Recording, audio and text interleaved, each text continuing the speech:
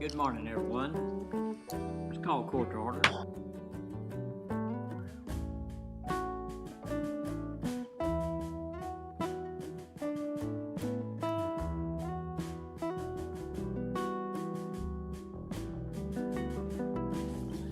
Is there a motion to accept this report for recording purposes? So moved. Second. Have a motion second. Any other discussion? Further discussion? All in favor say aye. Aye. Opposed? Pass.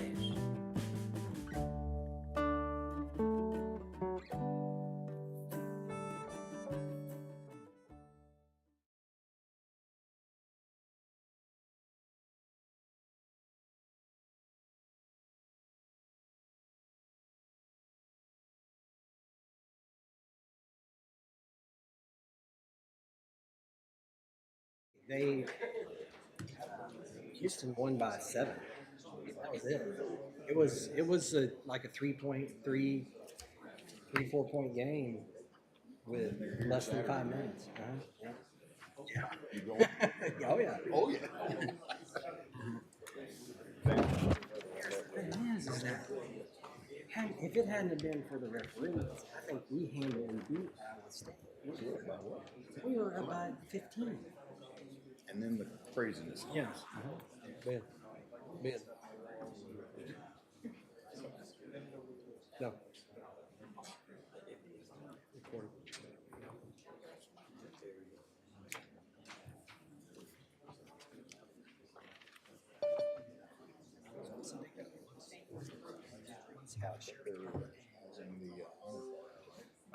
For their from last weekend. They did a good job. They did. It was very nice. Have you ever seen some of them that try and they're just not ready yet? Yes. Yeah, I am. Absolutely. Yeah. Over the hump, I believe.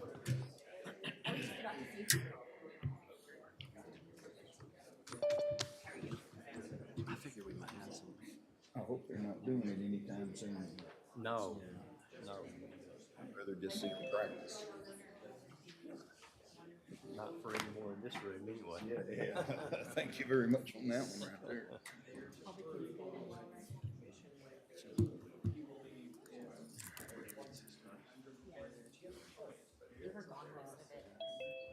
Good morning, everyone. Let's call court to order. Today is Tuesday, February the 20th, 2024. It's 9:01 a.m. Proof of posting, please. The agenda was posted on Thursday, February 15th, 2024 at 4:15 p.m. Thank you. Let's stand briefly for a moment of silence, and then we'll have a pledge to the flags.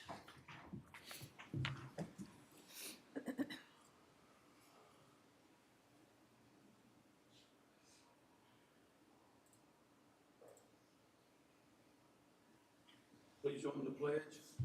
Pledge of allegiance to the flag of the United States of America and to the republic for which it stands, one nation, under God, indivisible, with liberty and justice for all.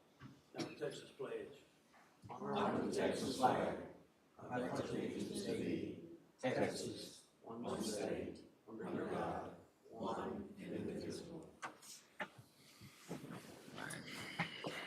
Thanks, Steve.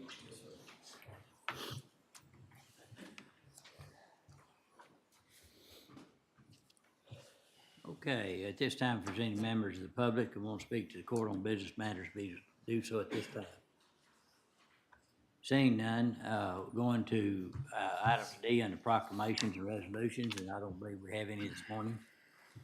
Under the consent agenda, recommended pulls are E3A, HR matter for precinct 2, E3B, HR matter for specialty court, and E3C, HR matter for DA's office. Is there any other pulls recommended? If not, is there a motion to approve the consent agenda with the exception of the pre-mentioned? So moved. All right, we have a motion. Second. Second. Any discussion, no discussion, all in favor say aye. Aye. Opposed? Pass. I'd like to go to item E3A under the pulled items and the consent agenda under HR matter from precinct 2, and one comment, and then I'd like to ask Tracy to come forward to speak briefly to the court and introduce some folks. But process is still ongoing on, as you know, the statute on county our size allows the county judge to make an appointment for vacated seat. And so I don't have any announcement at this time, and so we will keep moving forward and put our efforts and arms around employees of Precinct 2 and help them keep moving forward as Commissioner Miller would like for them to do. At this time, I'd like to ask Tracy Guillory to come up, and we want to recognize some folks that were very helpful during the Commissioner Miller's services. Thank you. Tracy?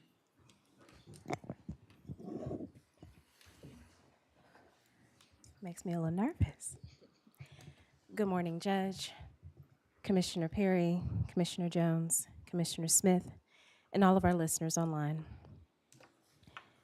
I come to you this morning to pay homage to an amazing department that we have and county that we serve. I do want to be clear that I am not endorsing anyone's candidacy or campaign with the words that I am about to say. January 29th changed our lives forever, the day that we lost Commissioner Pat Miller.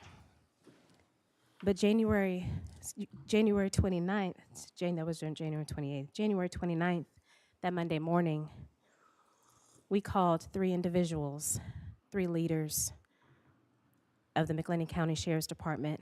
We sat down, we had meetings with them. Captain David Ives, Chief Deputy Cody Blossom, and Lieutenant Marco Hinajos. And we told them what had just transpired. We articulated what we wanted to do for the funeral services of Commissioner Miller. And those 3 individuals activated immediately. We saw their passion, we saw their empathy, their care, and their concern, not just for the family, not for us doing the arrangements, but for the county as a whole.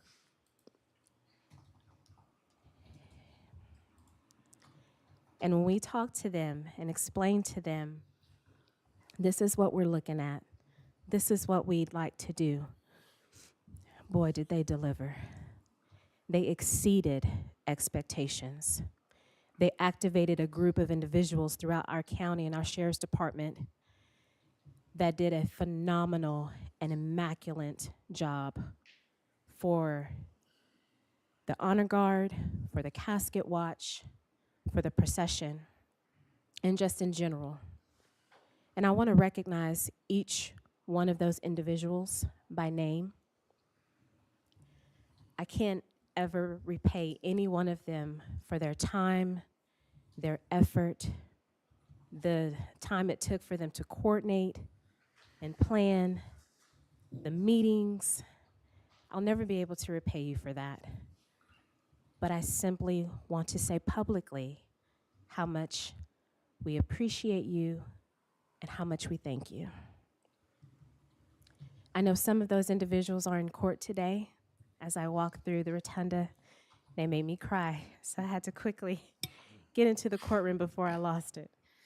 But if you are here, would you please stand and remain standing? Starting with the McLennan County Sheriff's Department Honor Guard and uniformed personnel for Commissioner Miller Services. Lieutenant Marco Hinajos, Honor Guard Commander, Family Coordinator, Ceremonial Honor Watch and Flag Presentation. Deputy Michael Sine, Honor Guard Co-Commander, Logistics, Ceremonial Honor Watch, Color Guard, Flag Presentation. Lieutenant Daniel Reeves, Logistics, Coordination of Pallbearers, Ceremonial Honor Watch.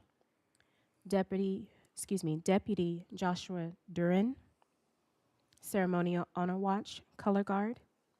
Corporal Viviana Martinez, Ceremonial Honor Watch and Color Guard. Jailer Jason Asbury, Ceremonial Honor Watch and Color Guard. Deputy Jesus Ruiz, Ceremonial Honor Watch, Color Guard. Coordinate uniform personnel for rotating funeral home honor watch. Excuse me. Uniformed SO personnel, rotating honor watch at McDowell Funeral Home. Deputy Devon Colquitt, and please excuse me if I mispronounce any of your names. Lieutenant Aaron Spurwell, Jailer Christian Evans, Deputy Ignacio Vasquez, Deputy Cole Pasarsic, Deputy Tracy Earl, Deputy Jalen Wethington. We also had Waco PD Honor Guard members did door greeting and presence. Officer Heath Jackson, Officer Sophie Martinez, Officer Joe Hooten, and Officer Alan Davis. We also had Scott Geiger on the bagpipe, uniformed SO deputies and pallbearers, Corporal Demetra Holder, Deputy Kathleen Daniel, Deputy Richard Burns, Deputy Gregory Harper, Deputy Matthew Brown, and Deputy Jack Campbell. Moving to the funeral escort and procession, Lieutenant Joseph Ballou, Captain David Ives. Assisting was Lieutenant Keith Guillory with Waco Fire Department, Commander Jared Wallace with Waco PD, Executive Deputy Chief Robbie Bergensen with Waco Fire Department, Deputy Chief of Operations Patrick Veselka, Waco Fire Department, Commander Adam Brewer, Waco PD, Danny Archie with McLennan County Volunteer Fire Association. Moving on to our Sheriff's Department, Deputy Jonathan Newman, Deputy Matthew Clark, Deputy James Cooper, Sergeant Dave Davis, Deputy Billy Garrett, Deputy James Robinson, Deputy James Plumer, Deputy Marcy Avizo, Deputy Joe Gomez, Dan Mayfield, Constable Precinct 1, Sergeant Jeffrey Anderson, Deputy Robert Peterson, Officer Stephen Rutherford, Deputy Perry Hayden, Deputy Wayne Stovall, Deputy Derek Baker, Lieutenant Tim Davenport, Detective Brandon Pernuck, Sergeant Ben Toombs, Detective Josh West, Captain David Cummings, Detective Eric Carrizales, Officer Corey Ipock, Deputy Robert Young, Officer Brooke Bauer, Sergeant Brandon Garrett, Officer Ryan Lordeman. Want to pay respects to Elmont Volunteer Fire Department, Deputy Billy Hughes, Deputy Ethan Sanders, Deputy Derek Shaw, Sergeant James Wolf, Officer Aaron Basita, Waco Fire Department, Corporal Brian Eason, Deputy Juan Falcon, Deputy Zachary Fora, Deputy Adam Hitch, and Battalion Chief with Waco Fire Department, Sean Cavett, and multiple personnel on Waco Fire Department fire engines. I want the court and the community to give each one of these individuals, please, a standing ovation.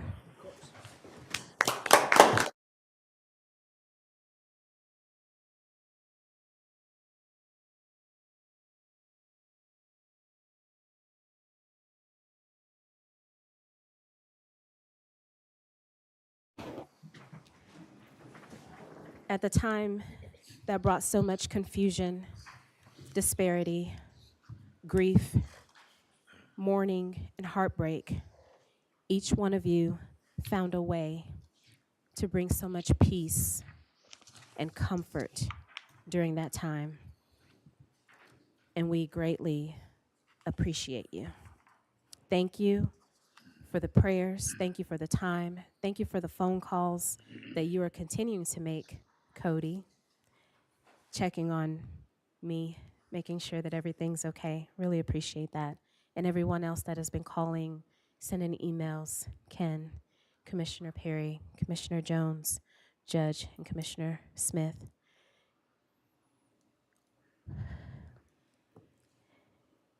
Thank you.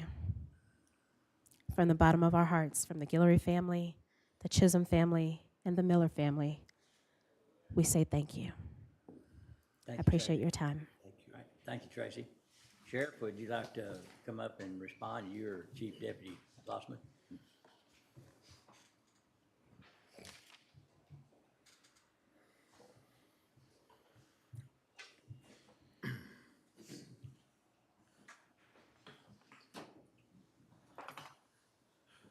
Thank you very much, Judge, Commissioners, Commissioners Court. I just want to thank Tracy for those kind words. And we all felt a great loss of Commissioner Miller. She was a friend. She was a co-worker. I never saw her that she wasn't smiling. And it was a great loss to all of us. And so I want to thank the men and women of the McLennan County Sheriff's Office for the way they did pitch in. And I thought the service was absolutely beautiful. The procession, the honor guard just made me extremely proud personally. And so I just want to thank all of our people and y'all for the support that y'all give us and help make it easier for us to perform our duties and do the job that we do. But for the Chisholm and the Miller family, our hearts were broken when this happened. We were shocked.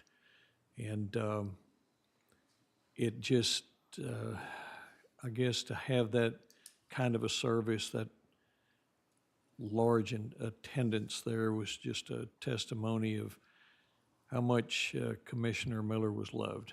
And so, once again, thank y'all.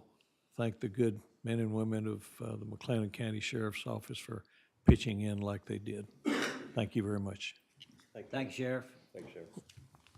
Yeah, go ahead. Just a quick comment. As a commissioner of McLennan County, you guys made us proud to sit and observe how you guys, there's hours of training. It's obvious.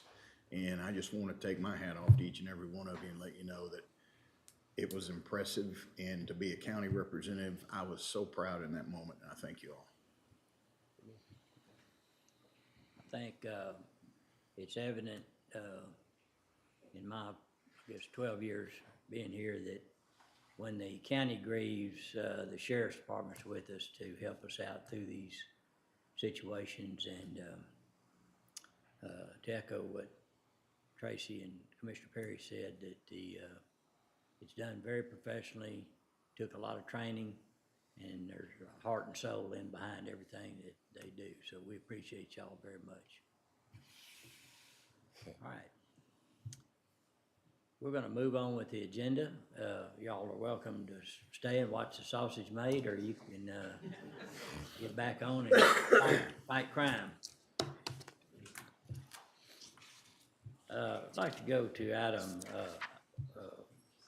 under the pulled item, under E3A, I would say that, the direction that I said that we're going in, that, I make a motion, we have court's approval of that, and, look for a second. Second. All right, motion made and second. Any other discussion? No other discussion. All in favor say aye. Aye. Opposed? Pass. Thank you. All right, at this time, I'd like to go to item P1, under authorization and interlocal agreement with City of Waco and use of the public safety radio system.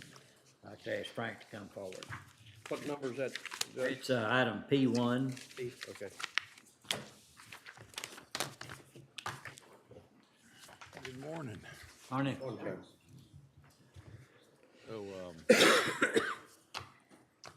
So this item really comes to you as a accumulation of about 3 years worth of work. I want to give you an update real quick on the radio where we are, and then we'll talk about this because it all ties together. So the last tower of the build came online. That was in Commissioner Jones' precinct. That came online last week and a half ago. So the entire process or project that the county embarked on in 2019 is now complete. They're doing their final testing this week. There's 3,200 data points roughly that they're taking around the county, which will give us a good, accurate coverage maps when they're done. So they've got several crews in town this week driving around with their specialized equipment, which will then they'll give us a final report when that's done, so we'll know where our weak spots are, where, you know, coverage is weak, where it's good. So that's a plus, and that's an upside. This is really the final part of that, and this is the MOU between the city and the county and the overall operation agreement on the radio system itself and sharing the radio components, as they will, because again, the city has 3 tower sites. The county has 5 tower sites, or 4 tower sites, so 7 in the county. And so this MOU essentially sets in motion a agreement between the city and the county where the city and the county mutually agree on the way things are funded as far as user subscriber fees. Also, it sets up a committee to help manage that process where it's fair and equitable to both parties, has equal representation on that committee. So any decisions, if fees arise, if there's additional things that need to occur on the system to improve it at a later date, then that committee will be the one to do that. It sets out perimeters when the meetings will take place and who's responsible for setting up those meetings. In the MOU, it's the county's responsibility to set up, and there's 2 meetings that are required per year at a minimal. So we tried to address all those things so they didn't just keep sliding down the line, but actually require some meetings to happen and take place and visitations, things of that nature. It also outlines expectations between the city and the county, who's responsible for what when it comes to their individual equipment, and how any kind of Motorola SUA, which is the support agreement, software update agreement, is handled as well. So, and there's caveats in there that allow if it makes more financial sense to combine the SUAs with Motorola. Right now, there's 2. The county has 1, the city has 1. If it makes more sense to combine those 2 and is financially beneficial to both parties, is to combine those with the city of Waco would be the one that would be under their umbrella, and then they would then divide that out, whatever the portion of the county would be. So there's caveats in there for that as well. If that becomes to reality, a possibility that it becomes financially responsible. So we really worked very hard with both the county and the city to address and to try to build a MOU that was fair and equitable to both parties. And I think we've achieved that with this agreement. Of course, there's always going to be things that you don't see that you go, man. But I think we're at a good spot right here. So, I bring it to you today for your consideration and approval. Okay, and a question, thus far as everything that's happened and up to this point, is it met your expectations? Correct. Yes. Yeah. It's absolutely. It's been great. It's been, you know, obviously, the MOU always goes through processes, and just as this process went, we drafted an MOU, went to county legal, went to city legal, working with Ryan Holt, Assistant City Manager Ryan Holt, and Dustin, County Administrator, to put this together. It went to both radio shops, so both of them had a chance to look at it, provide feedback. We went through several revisions and changes, and in short, yes, Judge, I think it's a solid agreement. It's fair to both parties. Good deal. All right, any questions anyone have? Frank, you mentioned those 32 data points that we're checking, and they would identify any weak areas. Are we able to tweak those areas then, once we identify them, to strengthen them, or is that just something that we'll know they're weaker areas? Yeah, the short answer is no, unless we want to, because we know we have topography issues in this county, and we're not going to get away with those. We can't change the topography. So it might be that we have to put in an additional tower, a smaller tower, something like that, if we chose to cover those areas. But what it does give us, it gives us the footprint to understand where we might have those deficiencies, and then maybe look at how we would address those later if there were any. Also, the understanding that we can also then tell somebody, yes, we know this area is a weak area. And so that's always good, you know, just base knowledge Right. where we are. So the short answer is no, just not something we can tweak and adjust. But the long answer is yes, if we want to spend the additional time, funds, investment to do that. My hope, I'm gonna give you my long-term vision for this, going way back 12 years, from 2012, is that we would have not only a county-wide interoperability system, which we have achieved, the tools are there, all the public safety agencies in the county are now on the system, but that we would expand that into other counties and be much more regional. Hill County's gone 800, they're on Harris, which that's a different company than Motorola. They are compatible, so we can share talk groups and we can talk from one to the other. Bell County is Harris. We can do the same thing with Bell County. It's really going to our east and our west. And so long-term, I would love to see that our HOTCOG region, the Council of Government region, which is those 6 counties, start moving that direction. And that would definitely pick up any kind of low spots or weak spots that might be out there, just because you cover them with other towers, if that makes sense. So Yes. that was a long answer to a short That's okay. question. I I appreciate apologize. the answer. No, thank you. Sometimes I tell you how to build a watch, and that's not what you asked for. I apologize. Well, my observation is that you've done a great job thus far. Go. And we look forward to wrapping all this up. I think your technical knowledge is very high level, but all that doesn't work unless you can coordinate it on MOUs with others. And I think with you and Ryan Holt with the city working together is a good combination for us to have really good outcomes. And Dustin, are there other things we need to visit with on that subject? No, sir. I think we're good. We'll continue to kind of work with Frank in that consultant role as we wrap these projects up, and look forward to anything else on the radio side. We can discuss that with the court as well. And then the Radio System Oversight Committee, what's the timeline on that, I guess? Well, it's set out that there's specific dates when you will meet, and then you can have additional meetings called by any member of that committee. Okay. So the timeline is really driven by when that next meeting is. I think it was January and June, if I remember correctly. Yeah. Correct. And so then, if it's agreed upon today, it goes to commission, it goes to city council today. It's on their agenda as well. So it's agreed on today by y'all and the council. Then the next meeting will be, the first meeting will be June of this year. Okay. All right. So that first meeting was 12 years ago? Well, so there never has been a true radio committee, but the first, so in 2012. Being there. and- Yeah, so in 2012 is when the city of Waco moved the radio shop under emergency management. And that's when I was asking for it for interoperability purposes. And so yes, 2012 was our first meeting we had at the Council of Governments, where I rolled out, hey, this is what we should do as a county and things like that. So yes, 2012 is when it started. And in the, excuse me, I'm sorry, I'm just telling, well done. yeah. And then there's a process where that committee's selected, like the county judge selects one, That's correct. city, and on and on, so. Yes. It's defined by the members, the county administrator, city administrator select one, and then it's the radio shop supervisors. The reason that was important, just so I can put it out there, is where my thinking was with this, is that you need to have the people in the room with the knowledge of the day-to-day operations to help drive some of the decisions collectively for the entire county where the radio system and shop goes.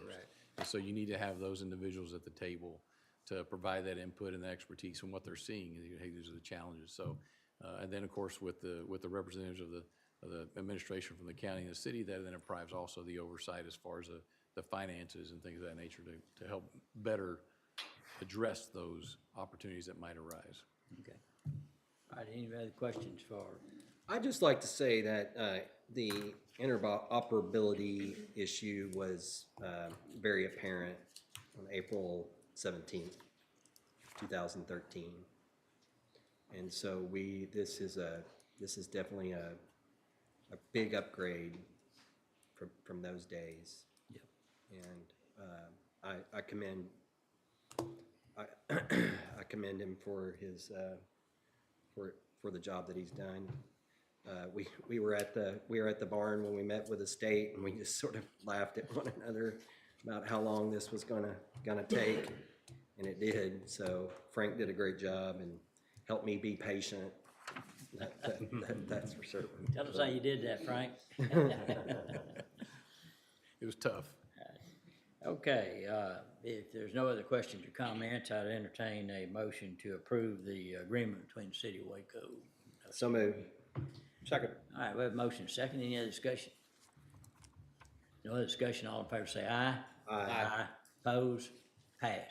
Thank you, Frank. Thank you. All right, I still have two items that are on the full consent agenda, but I'd like to hold those. And next ask Jessica Addis to come forward, and we're going to talk about the discussion and our action regarding behavioral health leadership funding. So, morning, Daniel. Morning. Judge, Commissioners, good morning.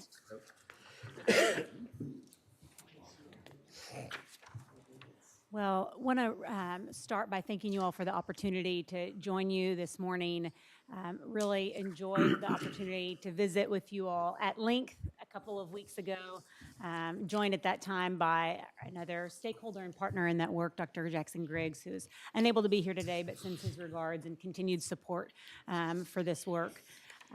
We really did have a very robust conversation a couple of weeks ago. Commissioner Smith, thank you for your follow-up questions that I hope we're able to clarify. Yes, I appreciate that. Thank you. Absolutely. I think in light of the really extensive agenda that you all have before you today, what I would like to say is we're here to answer any questions. We are really, I think, feel a great sense of optimism at the work ahead and the potential for really significant impact.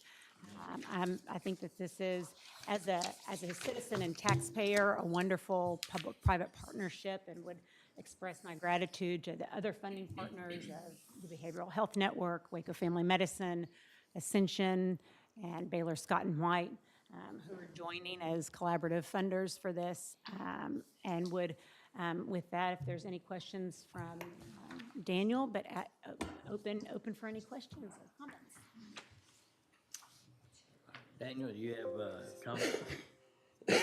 I would just echo what Jessica has said, and last week Commissioner Jones and I had the opportunity to be in Dallas for the Urban Conference, Urban Counties Conference, and the first evening presentation was on the use of AI, and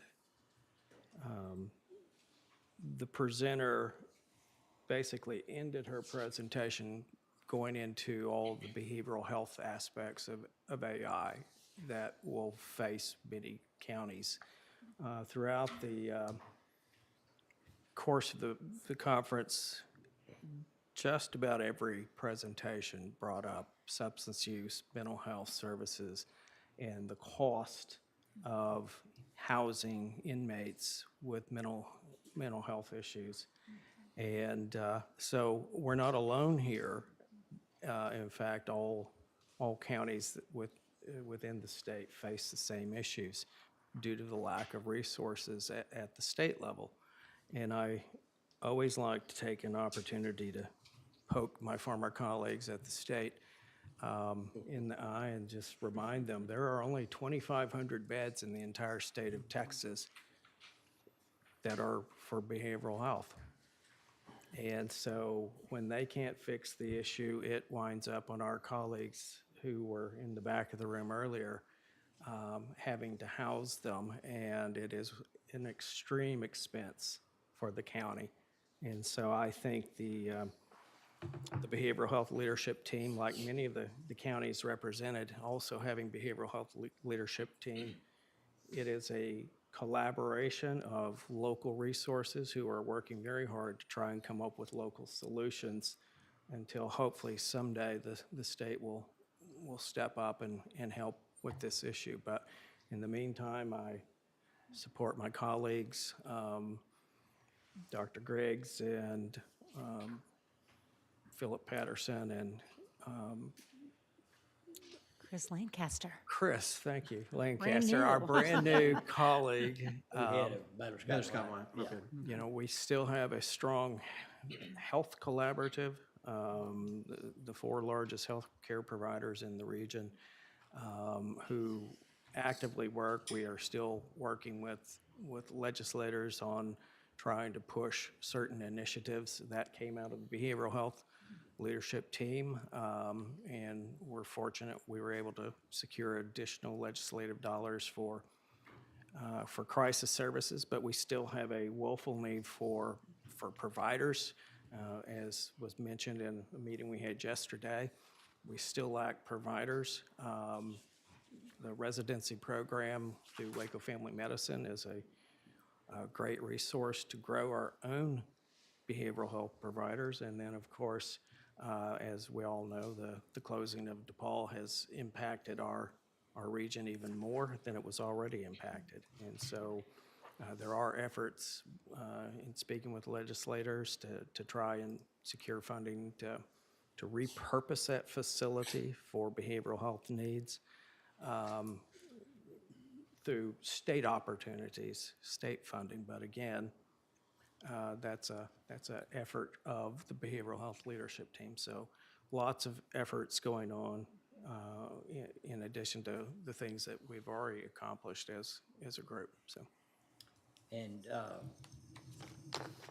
as Nick, you know, one thing to point out when you talk about state funding, Jessica, you sent out an email either last night or this morning about an opportunity that the state has. And so I think when they look at communities or counties for funding, they're gonna want to know how far we are along. Correct. So those dollars can be utilized within already a structure.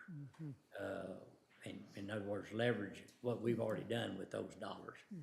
And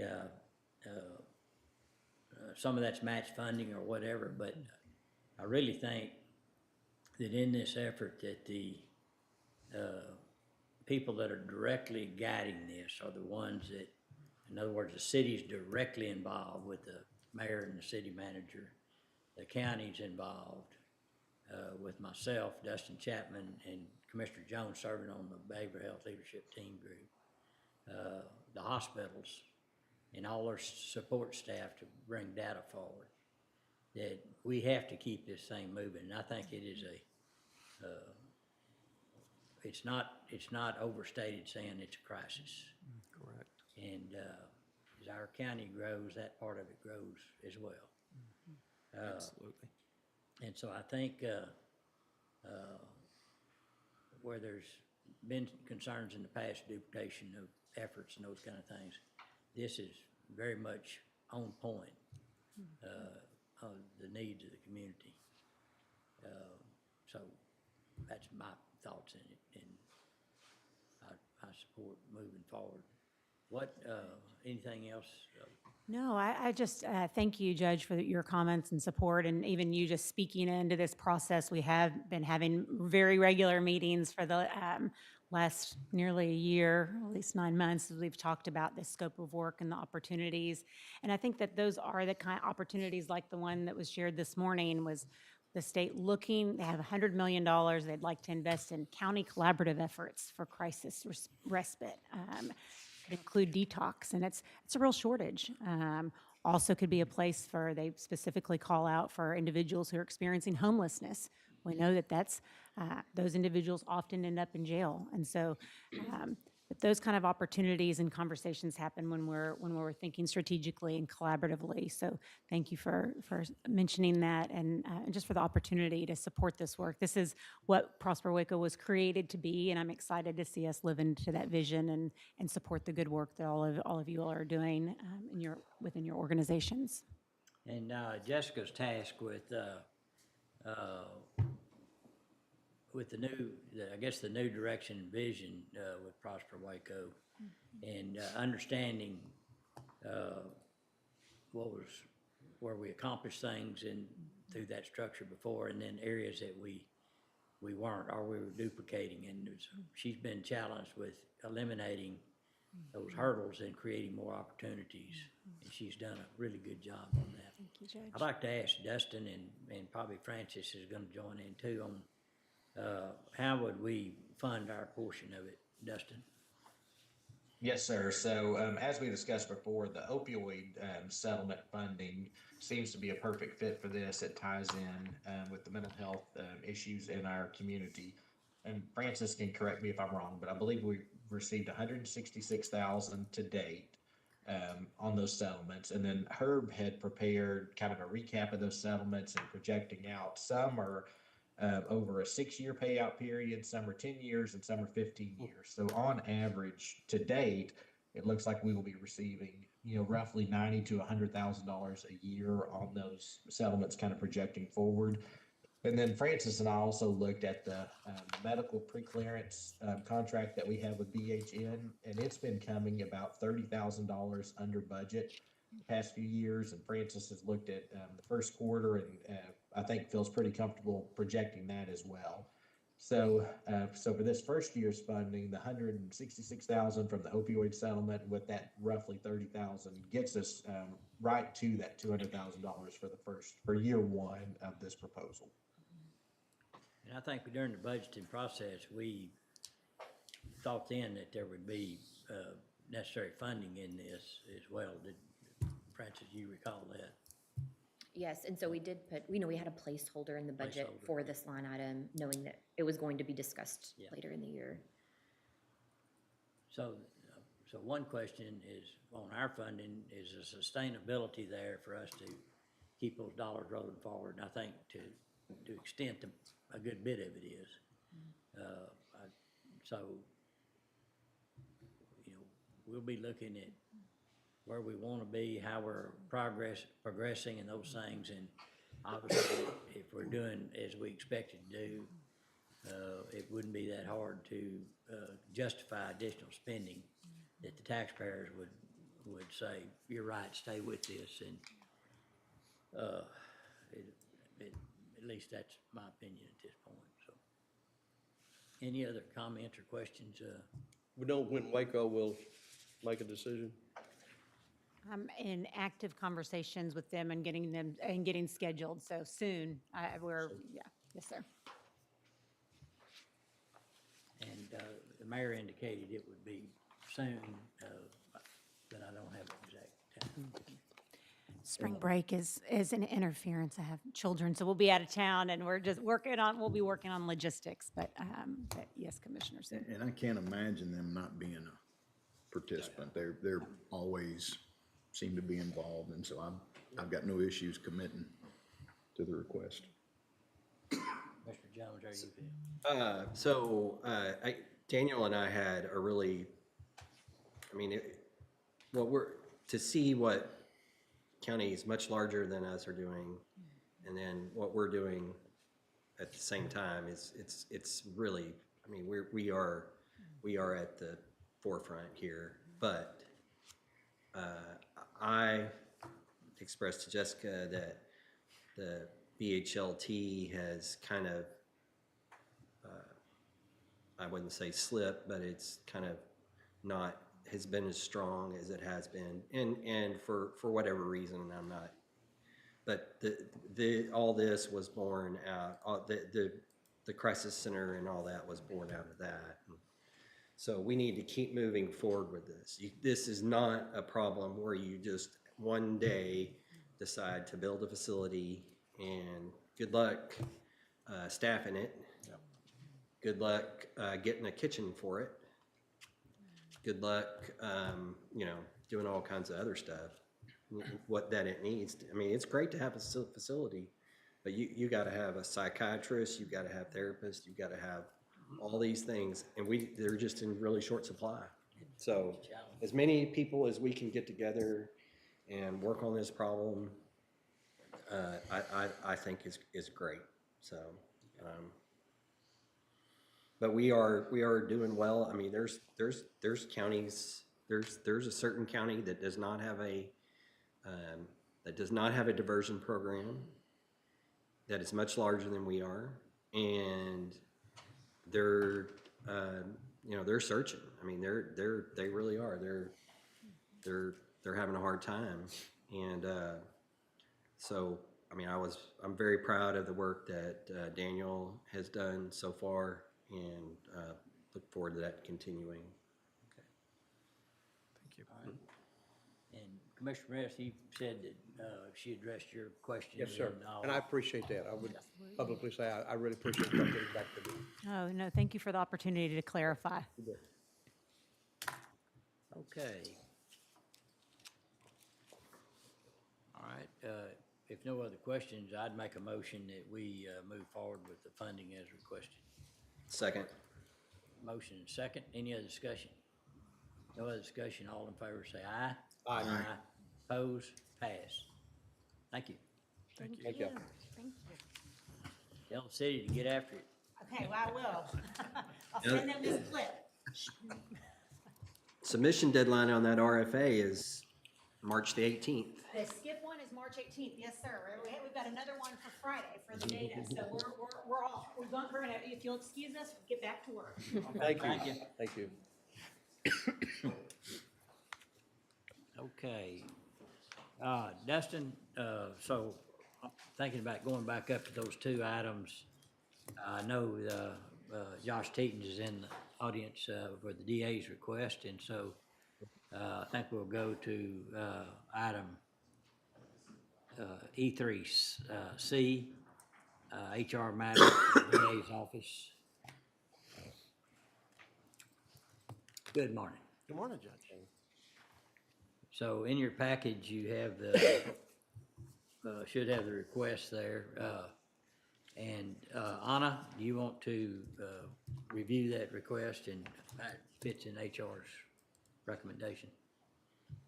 Yes, sir. Good morning, everyone. I Good can give morning. a quick summary here of what the request entails.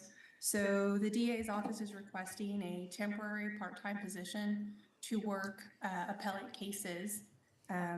These types of cases require extensive legal experience, and it's complex work. And currently, the caseload has been primarily managed by two ADA at a tier level 3, which is the highest tier level. One of these two experienced appellate trained employees will be leaving the DA's office on March 1st due to relocation. And the office is already training another tier level 3 employee to help manage this caseload. But in that meantime of training, in that duration, they would like to bring on part-time temporary help to ensure that that caseload remains maintained and deadlines are met. So they're estimating 168 work hours here for the remaining fiscal year. They're requesting an hourly rate of $125 per hour. And the classification for this position would be a temporary variable hour that's outlined in our policy what that consists of, and temporary means 6 months in this case. And there are or have been vacancies in the DA's office, so due to that, monies from contingency may not be necessary, but of course, the auditor's office can give more details on any budget-related questions. And so that is correct. So, due to vacancies, it's a large department, vacancies up to this point in the year, there's sufficient funding. And so we could bring a budget, if you approve, we could bring a budget amendment on the next agenda and just reclass money from full-time employees to that part-time line to accommodate this part-time. All right. Any questions or comments? What's Makes pleasure- sense. What's the pleasure of the court? Move to approve. Second? Have a motion second. Any other discussion? No other discussion. All in favor say aye. Aye. Opposed?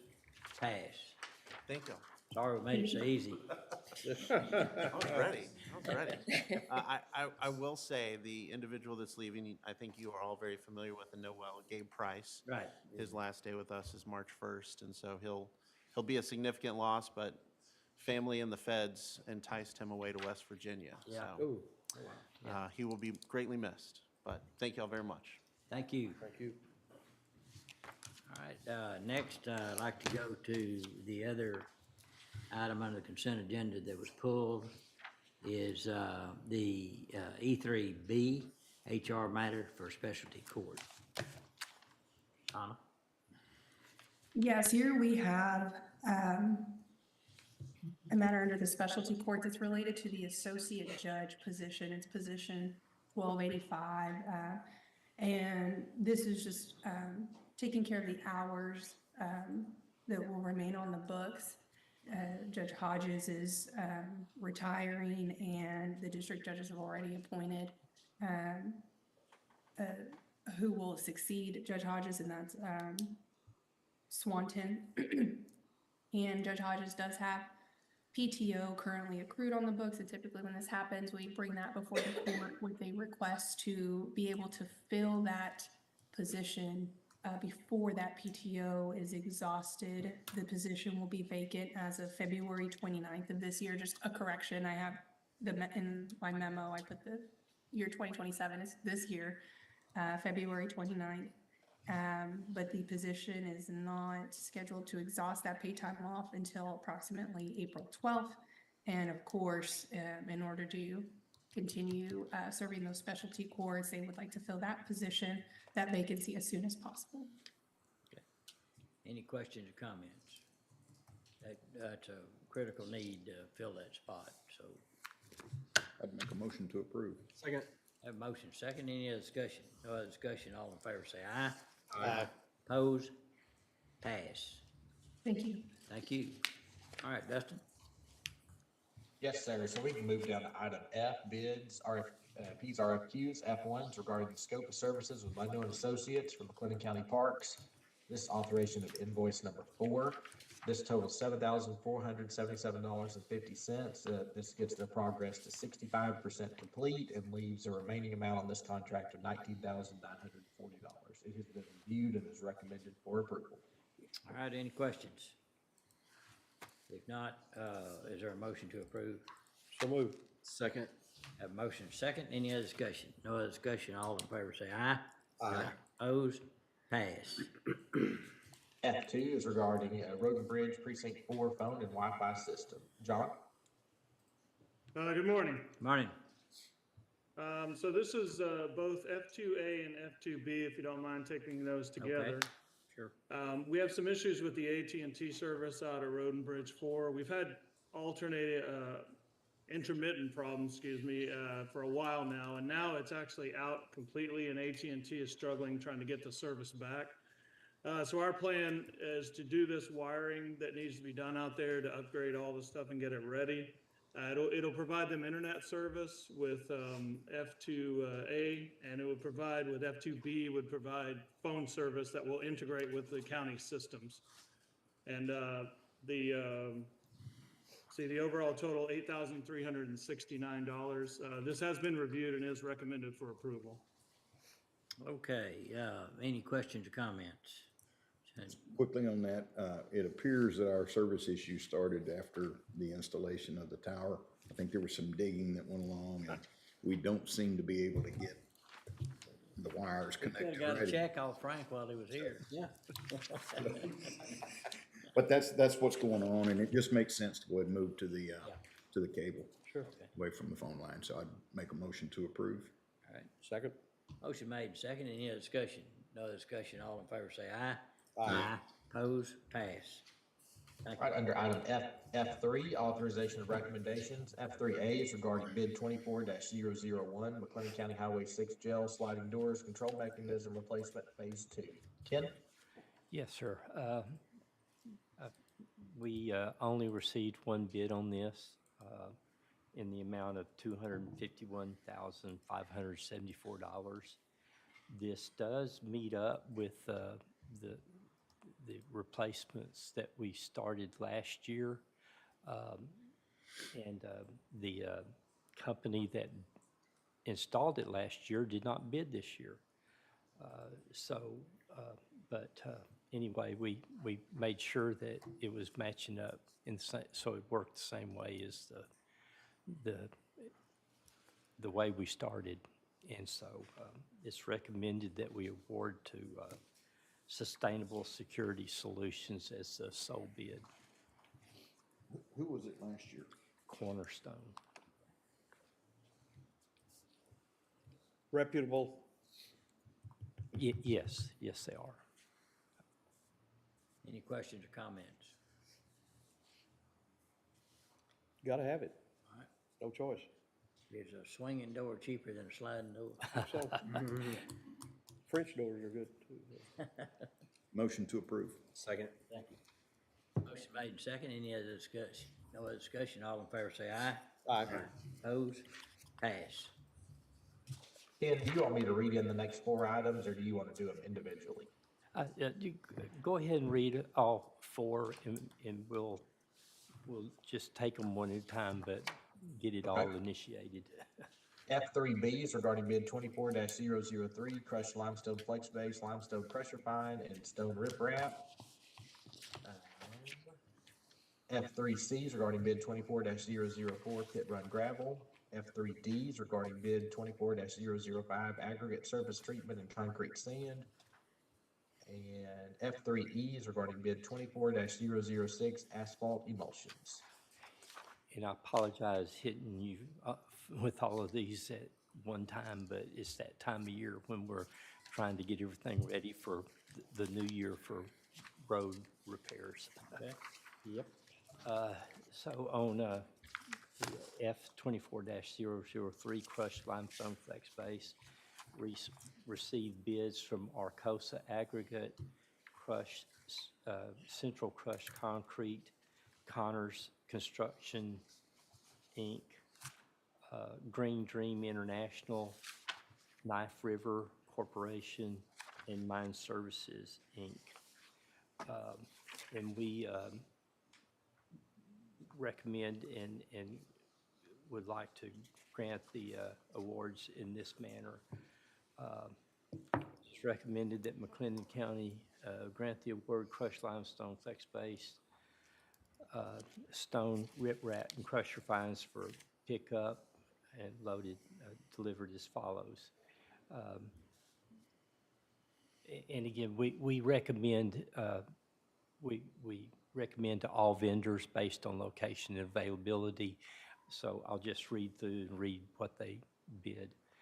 Arcosa Aggregates on the crushed limestone flex base picked up. Arcosa bid $9 a ton. Central Crushed Concrete bid $7.50 per ton. Connors Construction bid $7.50 per ton. Green Dream International bid $11.40 per ton. Knife River bid $11.75 per ton. And Mine Services bid $7.50 per ton. Is that at, now, is those figures at the FOB, the pit? Yes. Okay. Yes, it is. And so, the commissioners have to calculate what it costs them to haul it or get somebody to haul it? That's right. Absolutely. Then on the crushed limestone delivered. We, the way they do this is they, Cunners Crushed Stone bid the $7.50 per ton, but that is plus 30 cents per loaded ton mile. So it's a minimum of $6 per ton on delivery. And then on Knife River, they bid $33.75 per ton delivered. On Rip Rap, loaded on our, us picking up, Arcosa Aggregates bid $32 per ton. Central Crush Concrete bid $30 per ton. Connors Construction, Inc. bid $35 per ton. Green Dream International bid $28.50 per ton. And Knife River Corporation bid $37 per ton. And then on delivered, Connors, again, bid like $35 per ton, but then plus 40 cents per loaded ton mile with a minimum of $8 per ton on delivery. Knife River Corporation bid $59 per ton delivered. Crusher Fines picked up on our trailers. Arcosa bid $5 per ton. Connors bid $5 per ton. Green Dream International bid $7.70 per ton. Knife River bid $6.50 per ton, and Mine Services bid $4 per ton.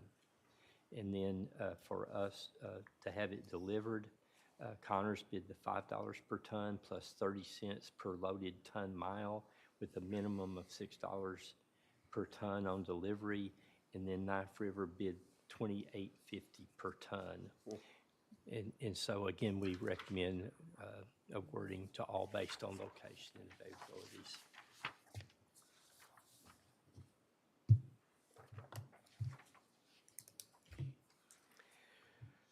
On the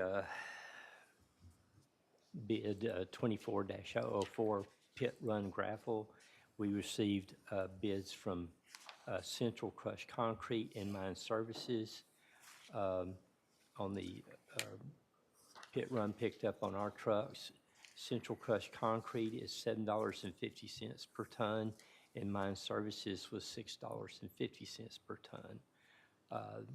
They did not bid on delivered. So, got a question there. So pit run.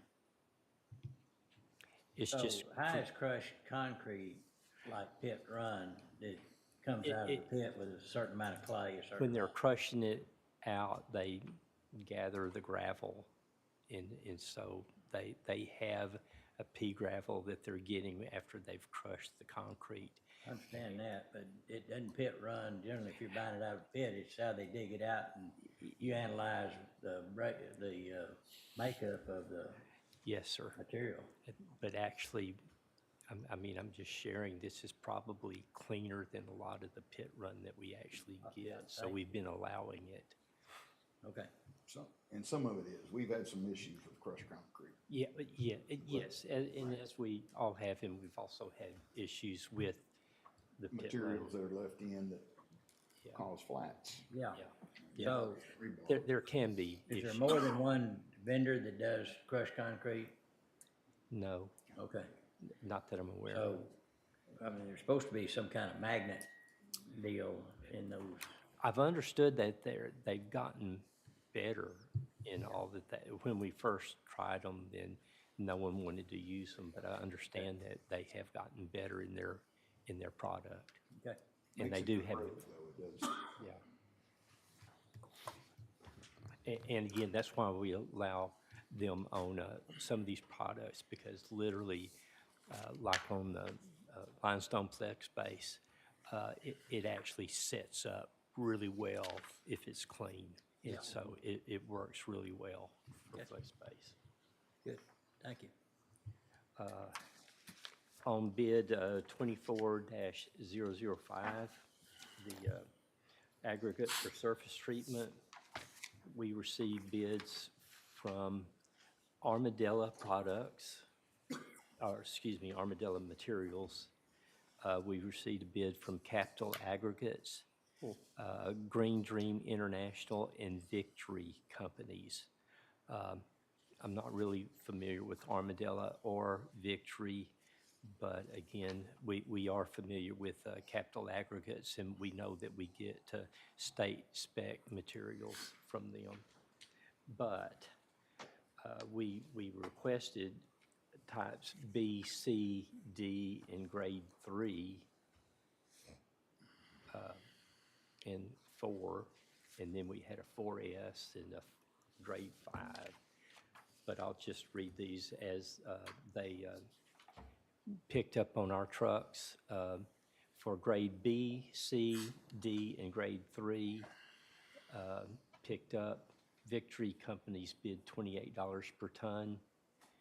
On the type B, C, D, and grade 4, picked up. Victory Companies bid $28 per ton.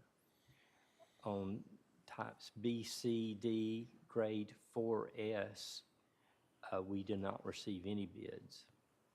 On type B, C, D, grade 5, McLennan County received bids from Victory Companies at $22 per ton and Capital Aggregates at $30 per ton. On the concrete sand picked up, Capital Aggregates bid $5 per ton, Armadillo Materials bid $9.75 per ton, and Green Dream International bid $19.38. Wow. Yeah.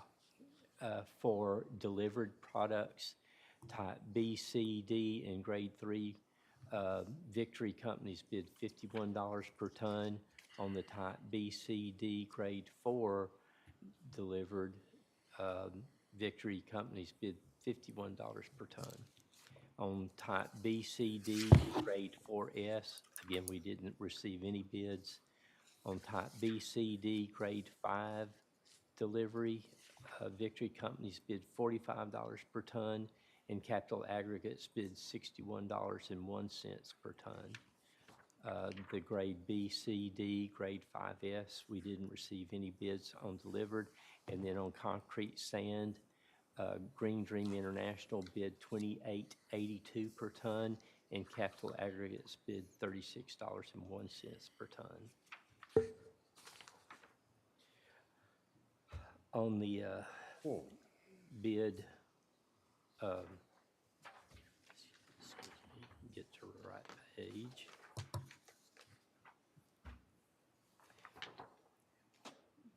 Bid 24-006 asphalt emulsions. We received bids from, hard to read,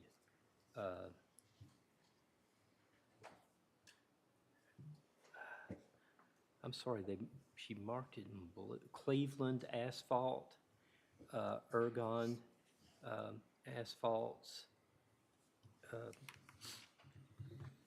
P Squared Emulsions, Wright Asphalt for the 4 bidders. And on this, on pickup materials, on Fog Seal, Ergon Asphalt and Emulsions bid $1.05 per gallon. Cleveland Asphalt bid $2.65 per gallon, and P Squared Emulsions bid $2.83 per gallon. On HFRS2, Ergon bid $2.65 per gallon. On SS1, Ergon Asphalt Emulsions bid $2.55 per gallon. Cleveland Asphalt bid $2.65 per gallon. And P Squared Emulsions bid $2.68 per gallon. CRS-2, Wright Asphalt bid $2.20 per gallon. Ergon bid $2.45 per gallon. Cleveland bid $2.65 per gallon. P Squared bid $3.01 per gallon. On CSS-1H, Wright Asphalt bid $2.20 per gallon. Ergon bid $2.45 per gallon. Cleveland bid $2.75 per gallon. And P Squared bid $2.68 per gallon. CRS-2P, Wright Asphalt bid $2.55 per gallon. Cleveland bid $3.10 per gallon. And Ergon bid $3.15 per gallon. On CHFRS-2P, Wright bid $2.55 per gallon. Ergon bid $3.15 per gallon. And AEP, P squared bid $1.97 per gallon. Cleveland bid $3.35 per gallon, and Ergon bid $3.45 per gallon. On asphalt emulsions delivered, Ergon bid $1.24 per gallon. Cleveland bid $2.86 per gallon. P squared bid $3.10 per gallon. On HFRS2, Ergon bid $2.86 per gallon. On SS1, Ergon bid $2.76 per gallon. Cleveland bid $2.86 per gallon. P squared bid $2.96 per gallon. CRS-2, Wright bid 2.485 cents per gallon. Ergon bid $2.64 per gallon. Cleveland bid $2.86 per gallon. P squared emulsions bid $3.29 per gallon. On CSS1H, Wright Asphalt bid 2.485 cents per gallon. Ergon bid $2.64 per gallon. Cleveland bid $2.96 per gallon. Did I say $2.96 per gallon? P squared bid $2.96 per gallon. CRS-2P, Wright Asphalt bid 2.835 cents per gallon. Cleveland bid $3.31 per gallon. Ergon bid $3.34 per gallon. CHFRS-2P, Wright Asphalt bid 2.835 cents per gallon. Ergon bid 3.41 cents per gallon. On AEP, P squared bid 2.24 cents per gallon. Cleveland Asphalt bid 3.56 per gallon, and Ergon bid 3.64 per gallon. On all these bids, they would be from March 1, 2024 through February 28th of 2025. Just to be clear on emulsions, they have demurrage charges usually after 2 hours. They do charge extra money, pennies usually, for adding water to the emulsions. And so that's our recommendations for these products. All right, any questions or comments? Look like some pretty big spreads in some of those. Yeah. Yes, sir. Like they don't want the business. That green dream group, they Yeah, must be, that- those must be bidding Pennsylvania prices. Well, they're just kind of a contractor. They're buying from some of the same people that we would be buying They're from. middleman. Yeah, Okay. reselling, yes. It's only just a dream to them. Yeah. Okay. They're dreaming of green. So, is there a standard, calculation on, what it cost us to haul? Is there like a model example, not to compare ourselves to IRS, but IRS has a calculation on mileage, reimbursable mileage and those kind of things is a standard. It takes into consideration not only the cost of fuel, but the depreciation on the equipment And the liability of running yeah. big and- rigs on the, And personnel takes rent. So do we have a standard on that, or does everybody kind of calculate the way they want to calculate it, or? I don't know of a standard. I know we try not to go any further. I think Temple is about as far as we go. And then anything outside of that, we have Right, to but limit. do we know what the cost of it to go to Temple, our cost relative to what a third party would haul it for? Yeah, we'd have to look at how much fuel we used. Fuel, And then just personnel. manpower which is a constant on that. Yeah. I mean, he's gonna make it whether he's doing that or sitting on a job site, but fog is that's what you gotta watch. You know, you're talking about time away from work, having to haul that stuff. Sometimes if the next bid is local and little bit higher, you're actually better off Yeah, taking it that's than you what I'm are getting at. making a trip down the road. Yeah, absolutely. And I have to be careful saying this, we've run into situations where one of our vendors doesn't have the product on the ground right now that they bid on. And so we don't want to stop our production because they're out of our product, so, that we need. We don't have any recourse on that. We, I could see where if they were, all of a sudden the margin went away, they'd just say, we don't have any. well, we probably could push an issue on that, but it still would slow us up, and probably what we would get out of that would probably not be worth it. I mean, again, if we have other They opportunities. wouldn't bid they wouldn't bid next year. Well, you wouldn't want them to if they're gonna screws. But if you had to have the material, Yeah. And that becomes an issue if you're not buying and stockpiling. If you're buying and stockpiling, you normally don't run into that, but if you're buying per project, Using, yeah. you can get in a lot of trouble in a hurry. Okay. I know y'all know what you're doing, so just trying to. So I guess one thing is if I ask every foreman what it costs them to go 50 miles to pick up product and back, would I get the same answer from each foreman? No. they probably, It would depend on what we Yeah. paid for fuel. Yeah. And if we got the same, Well, I mean, but would they know how to calculate? I'm sorry. no, they would. That would Yeah, make sense. they know how to, those guys are good at that. Okay, all right. If they can do a takeoff on a road and get the material costs and all that down, I bet you if we could ask that question, it'd be answered quickly. Okay, good. I have a quick question. How do these compare to last year and the last, say, 5 years, something like that? Did you have any? I'm sorry, we had some go down this year. You wanna do an item by item comparison? I'm just kidding. No. Next Just week. kidding. I'm Next already. week.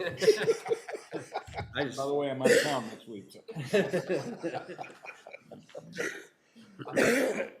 I'm sorry, I didn't read into that, but I think some of it may be in the notes, in the back. I didn't see But anything. I'm sorry, I apologize, we can get that for you. It's no big deal. Just wondering. All right, what's pleasure of the court?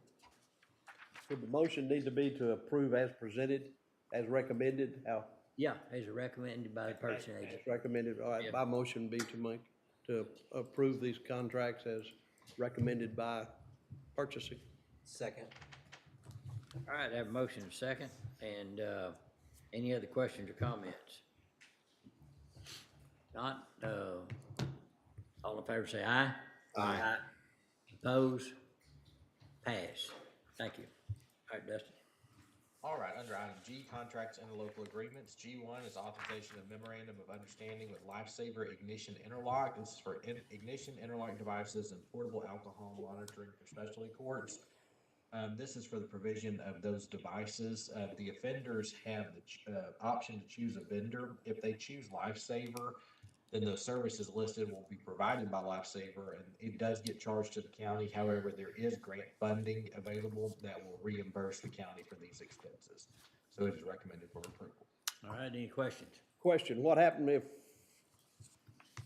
there was not grant funding available, then the county would be on the hook for that amount? The county would be on the hook at that point, but I think we would revisit. So currently, the offender pays, and since we've received the grant funding, this allows the grant to pay for those. And so if at some point that grant funding was lost, I think we could revisit that with the specialty court. And require the offender to pay? Yes, sir. Okay. Of course, they have the out on indigency, right? Right. So. And even for this, if they claimed indigency, they would not have to pay it?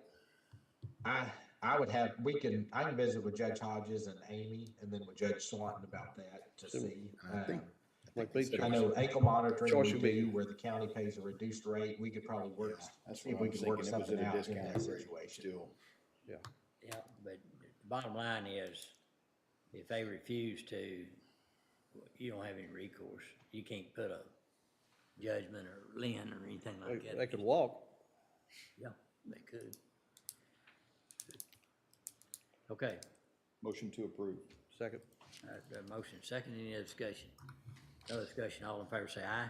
Aye. Opposed, pass. G2 is regarding the United States Marshal Service Intergovernmental Service Agreement. G2A is authorization of modification of contract. This one is just simply updating the contracting officer's representative. And then G2B is authorization of modification of intergovernmental agreement number 15. And this one adds in some tax exempt bond language that is needed. So both are recommended for approval. All right, any questions? I just want everybody to know that several years ago, our jail bonds are not tax exempt. They're taxable. We refinanced them taxable Right. to take care of this type of situation. Right. Any other questions, comments? What's the pleasure of the court? Motion to approve. Second. Motion made and second, any other discussion? No other discussion, all in favor say aye. Aye. Opposed, pass. G3 is authorization of data facilitation agreement with Global Telelink Corporation. This is for the Veris System, McLennan County Sheriff's Office. David Ives? This is just a renewal for data facilitation and data sharing. There's no cost to us in regards to this. This is part of our tag operation, so we just want to continue sharing this data via path to Leo Technologies for this service. All right, any questions? I'll make a motion, we approve. Second. Motion made and second, any other discussion? No other discussion, all in favor say aye. Aye. Opposed, pass. Under G4, authorization of interlocal cooperation and contract for Texas Department of Public Safety for the Failure to Appear program. Back in February of 2020, we approved an agreement with DPS for this program. DPS contracts with Omnibase as their vendor. There were some changes made in the 88th legislature, and so this just simply revises this contract to comply with those changes as required by law. All right, any questions? What's the pleasure of the court? Move to approve. Second. Have a motion second, any other discussion? No other discussion, all in favor say aye. Aye. Opposed, pass. G5 is authorization of interlocal cooperative agreement with City of Moody for road work, and G6 is authorization of interlocal cooperative agreement with City of Robinson for road work. Commissioner Smith? Yes, sir. We simply are entering into agreements with those two cities to do some work for them in the amounts listed. And my motion would be to approve. Second. All right, motion second, any other discussion? No other discussion, all in favor say aye. Aye. Opposed, pass. G7 is authorization of third addendum to second professional consulting contract with Lockwood, Andrews, and Newnham for water project consulting. So this is the third addendum. It extends the agreement for additional 12 months through February 28th, 2025. All right, any questions? If not, I will make a motion to approve the consulting contract with LAN. Second. Motion made and second, any other discussion? No other discussion, all in favor say aye. Aye. Opposed, pass. G8 is regarding the agreement with Tyler Technologies for the Munis system, authorization of quote for time and attendance module. John, Francis? You want to go ahead and start, Francis? Sure. So this is for the time and attendance module of our proposed addition to the Tyler Munis system. It's going to change our time entry system. It would replace TCP, the Time Clocks Plus, and the current time entry system that is part of the base set of Tyler. So this was approved during budget for the recurring costs, and at the time we did not know the one-time cost, so there was a dollar placeholder put in during the budget process. So what we're asking for is to purchase the time and attendance module, get it installed and such. The recurring license fee, $36,224, is budgeted again. And the one-time installation fee would be a budget amendment we would need for the $47,200 for a total of $83,424. This has been reviewed and is recommended for approval, and I would take any questions we have. Any questions? John, we visited about this prior to it being a agenda item. And my understanding at that time was that it wouldn't affect the way that we do clock-ins, attendance right now at our road and bridge. What I'm seeing here doesn't appear to be that's the case. Can you explain that? Yes, so to get the most possible value, yes, if every department would go onto the electronic timekeeping system, that would help. However, this does account for like road and bridge crews and certain other departments like the jail at this point, who could absolutely stay on their paper system they're doing now. It would literally be, instead of entering it directly into the Munis system, they would enter it into this new module of the Munis system. So it's really no different for the way you're doing the timekeeping. It would just be entering it into a different system. Do we know offhand at this cost, how many different department or offices or whatever are going to use this system or actually use it? Francis, do you have a count on those departments that use TCP and other things? I don't. TCP is very minimal, the number of departments that use that. So, you know, we have departments that they have like a manual time clock. They may have just a ledger that they keep time in and out. They may use the Time Clocks Plus. So I don't know exactly off the top of my head right now, you know, who is using what form of logging time. Does that answer your question? What was the other part of your question? I'm sorry, I said. Well, I think John answered the first part. If we're not interested out at our road and bridge and changing what we're doing, he's saying we would still use the system we currently use. It's just that we will enter it into a different system. Yeah, so you're just having to take a different step. So if you're gonna use Time Clocks Plus or whatever y'all are using out there, then you would still log hours like you normally do, and then that still has to be manually entered. Overtime as well. Oh, yes, like any leave time, so. It would calculate that. And I just wanted to I know I wrote a memo and it was long and it had a lot of information and benefits of going to a system like this, but I just want to kind of refresh your memory or let you know that, so we have the paper timesheets. So no matter if they're scanned or not, that is still our source document. And so like I said, departments are logging their time multiple ways. You know, like in our office, we have a manual clock and we have time cards, and then that's what gets put on the timesheet, which then gets entered. But the employee is completing that timesheet, of course, signing it. A supervisor is reviewing it, signing it.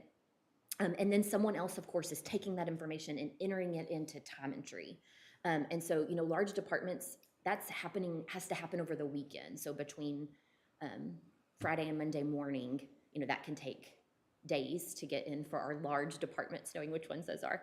And so there's a lot of steps in between those, the gathering stage into when we get it. The employees, of course, that enter that information into time entry are human, so there are mistakes that are made. So then once we get it, then we are double checking data entry. So it's manual data entry that happens multiple times. And errors occur, it's just what it is. And our payroll system there's a lot of intricacies, a lot of different policies that have to be followed. So mistakes happen. So, and of course, like I said, once it gets to us, then we double check again. And so many steps there that could be eliminated by a system like this. Because this is the only source document that we have, changes are made through the process, but we can't tell, was this change made after the employee signed? Who made that change? Was it made after the supervisor signed? Is it something we had to change? And so we just aren't able to go back and research information based on that piece of paper. I'm trying to think what else I wanted to, also. Francis, if I could sorry. interject real quick. You asked the question, Commissioner Smith, and my crack staff is on it. So the IT department, archives, juvenile department heads, health services, and HR use the current TCP, the other system, and that would go away. It's a very small offset of $2,500 or so every year. And I would like to make another comment about where we would gain more efficiency. The sheriff's office, while they're currently on paper, once we go to this system, we plan to bring a budget item for next year, FY '25, to install time clocks out there so that they could go directly onto this system. And that would be a huge savings once they jumped on. You say time clocks out there. The Out there jail for the and sheriff's the department, sheriff's pretty broad office. area. Pardon me? At the jail and the sheriff's office is where, the jail is where they would save probably the most effort. Okay, so. Well, yeah, like- Go ahead. I understand the jail perhaps, because that's where all the work takes place, but you take a deputy that jumps in his car at his house and goes to work, what's he gonna punch into? He can use the mobile app if they want to go that route. They could use their MDT laptop to use the app to clock in, so to speak. And Francis also touched on it, but the risk factor we have here of, you know, a lot of mistakes, a lot of auditing trail is tough to track, you know, when you don't have one automated system. So we do see the full value, even if all departments don't move on to this. And there are some, the way we understand it too, there'll be, you know, for instance, a road and bridge department, you can set schedules in it. So you know those, your workers' schedules. They can clock in the morning and out in the afternoon, but, you know, if you need to go back later and adjust when they took lunch or if they had to leave for some reason, that can be done, you know, after the fact. So there can be loaded set schedules into the timekeeping system as well. Of this $83,424, John, how much of it is recurring cost yearly? The yearly recurring fees are $36,224. Compared to what right now? Well, currently we're paying for TCP at 2,500 or so. It's close to that. That's not an exact So we're gonna get $34,000 worth of benefit out of this new system a year. So I'll just tell you from our We believe office's so. standpoint, we need to spend more time in our payroll audit during the week instead of double checking data entry for a day and a half. It would, the week of payroll, this week that we're in, everything is super time sensitive. In order to get that file to the bank, you know, in time for everyone to have it in their bank account on Friday, a lot of things have to happen and they have to happen in a certain order. And so, you know, in our audit, it's infinite what we could do, and so we could really use that time for some other things. And overtime is constant for our office for payroll week as well. So hopefully getting it down to where my employees don't have overtime every day during these weeks that are working on the payroll. You can offset that on the cost with overtime. So with this, you see this as elimination or reduction of errors, omissions, mistakes, those kind of things. Yes, and I think that the value also, you know, the system will be able to run reports and see trends in overtime. I think that HR will be able to use it for some FML purposes as well. I hope departments can use it so they can see what's happening during a payroll instead of right at the end trying to, you know, pick up the pieces at the end of a payroll. But, you know, as we grow and our workforce grows, and every time we add a policy, like this last year, we added night pay differential. We've added now you must use your comp time before PTO. So all those things would be embedded in. And so it would just be more efficient. And I don't want to sound selfish for our office, but I think it would benefit all departments. And I think it would be. Would this eliminate departments using a big chief tablet to keep up with overtime and those kind of things? Yes, yes. And we need, Sure. we need to require that it's used and not suggested. The overtime, the comp time is kept on Munis, right? Correct, correct. But I think what he's saying is like there are departments that, I guess through the. I go off the through report. payroll- Yes, but I guess mid payroll, you could see exactly what, where everyone was at overtime wise. Yeah. So my last It's question just is, easier does to the employee, access. how does the employee know where they stand in regards to, what's the easy way for them to access how much overtime they put in and how it affects their PTO, where they have a balance. Yes. So they're not, is there a way for the employee to access that? Yes, so, currently, of course, they can see all of that detail when they get their pay stub every Okay, 2 weeks. right, so- But that is, of course, stored, and can be easily pulled. They can contact HR, they can contact our office, they can contact the treasurer's office, and we can pull that information, very easily for them to have up-to-date balances. Okay. I don't have any other questions. Anybody else? But, and maybe I'm looking at this thing wrong direction, but what you're telling me is we're gonna spend $34,000 more a year to do what we're doing right now at Road and Bridge. Well, the time clocks plus, it does not, But we're not gonna change what we're doing at Road and Bridge. We're gonna still enter it, so if you want to, we're if we gonna want still to use our have, timesheets. if you don't want to, if you don't want to participate in that part, where they are clocking in and out in this time and attendance program that will automatically feed, once approved, into our time entry every 2 weeks, then, you could continue that way and see how, if you So want it's to move to it optional. later. So I guess you're saying it's optional for. But I mean, I think it would save your staff time and be more efficient for. I'm not convinced yet of that, so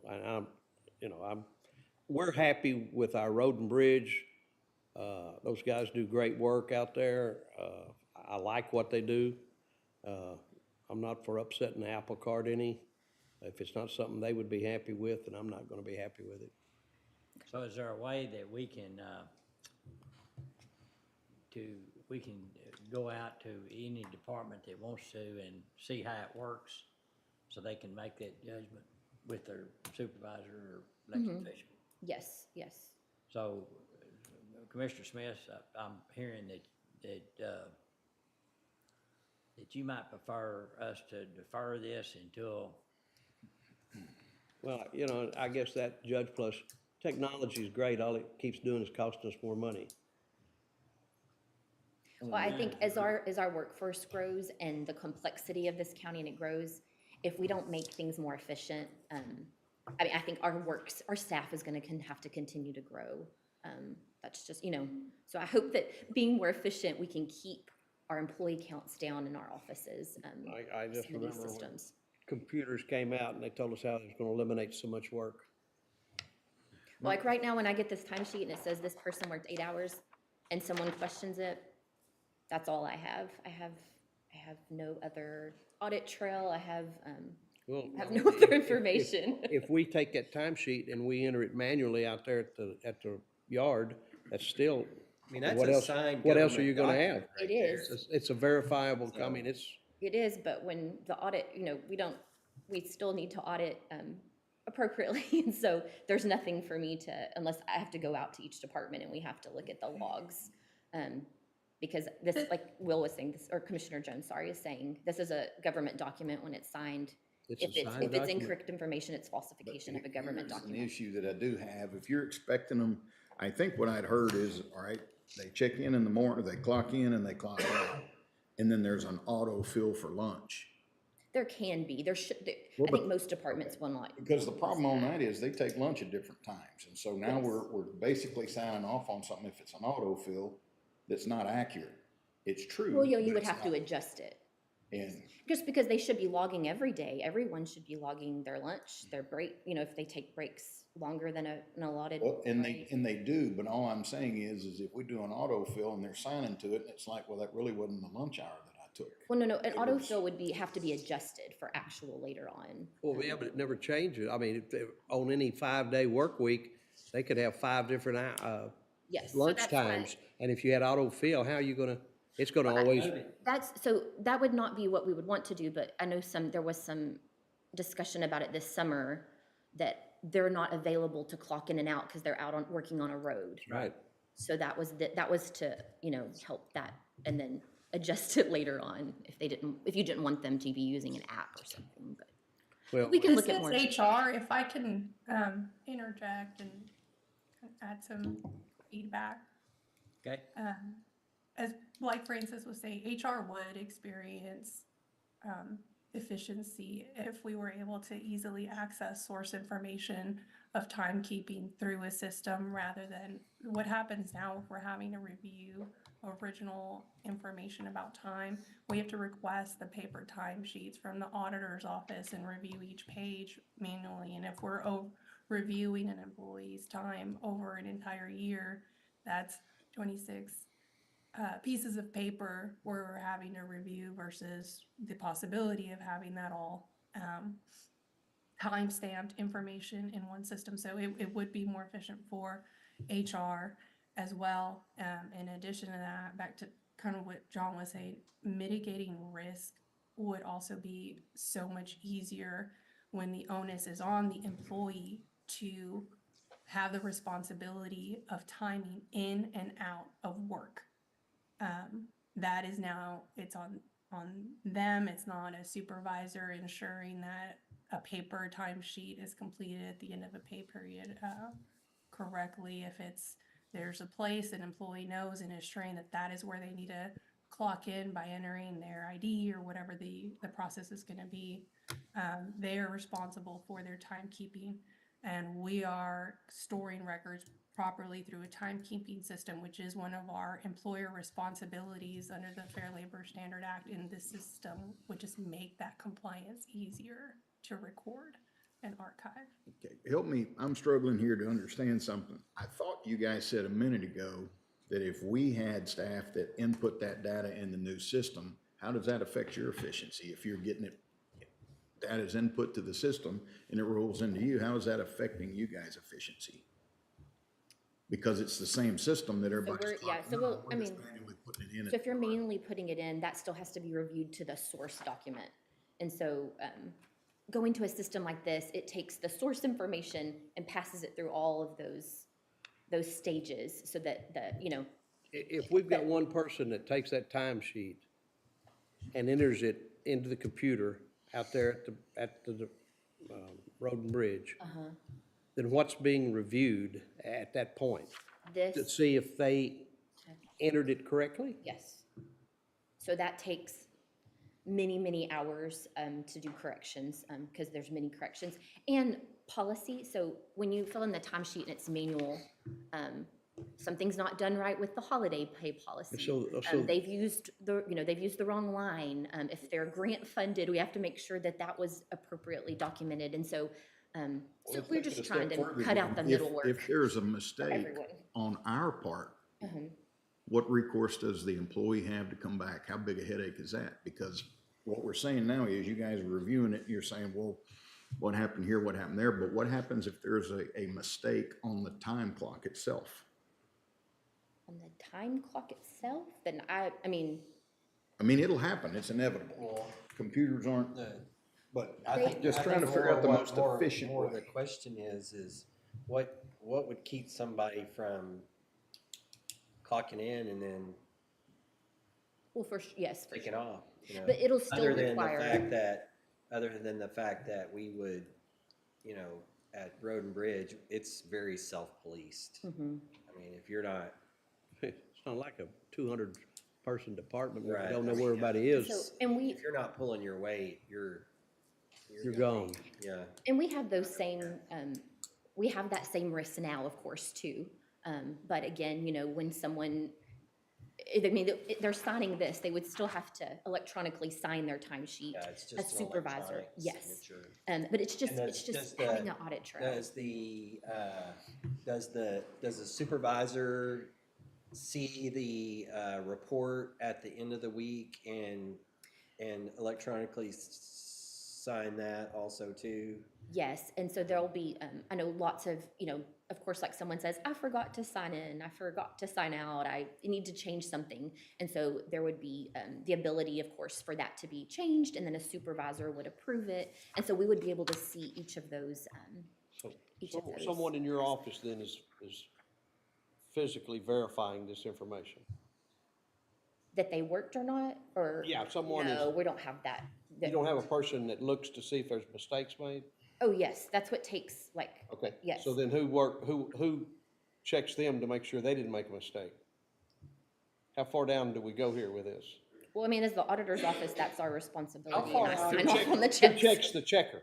How far out into the field do y'all go? I mean, like, are you showing up at the Road and Bridge? I don't know that y'all showed up at the Road and Bridge office and asked for logs or anything like that. No, I mean, we sometimes have a need to, but very specific needs. We don't have the staffing capability to do things Yeah, like I would that. be more inclined to go along with this if somebody would go out physically to Road and Bridge and show them how it works and how it's not going to change things substantially for what they're doing, and they're comfortable with it. If they're comfortable with it, then I could become comfortable with it, but I'd like for them to know what's going on. If it's possible for somebody to go out there and sit down and show them, this is what's happening, this is how it's gonna work, there's nothing else involved, you're not gonna have to come back in here and check in, things like that, and show them that they're comfortable with, because my people work hard, and I don't wanna put anything else on them. So if Well, we they- certainly, this is John Carter again, we certainly could do that. But again, we see enough value in this without having certain departments be involved. Because in addition to all those other folks, I have a person who spends probably 4 hours every other Monday making sure all the conversions happen, making sure it gets shifted into the Munis system. This would be entered natively into the Munis system, eliminating a lot of those problems. Like I mentioned, the rounding errors before and that sort of thing.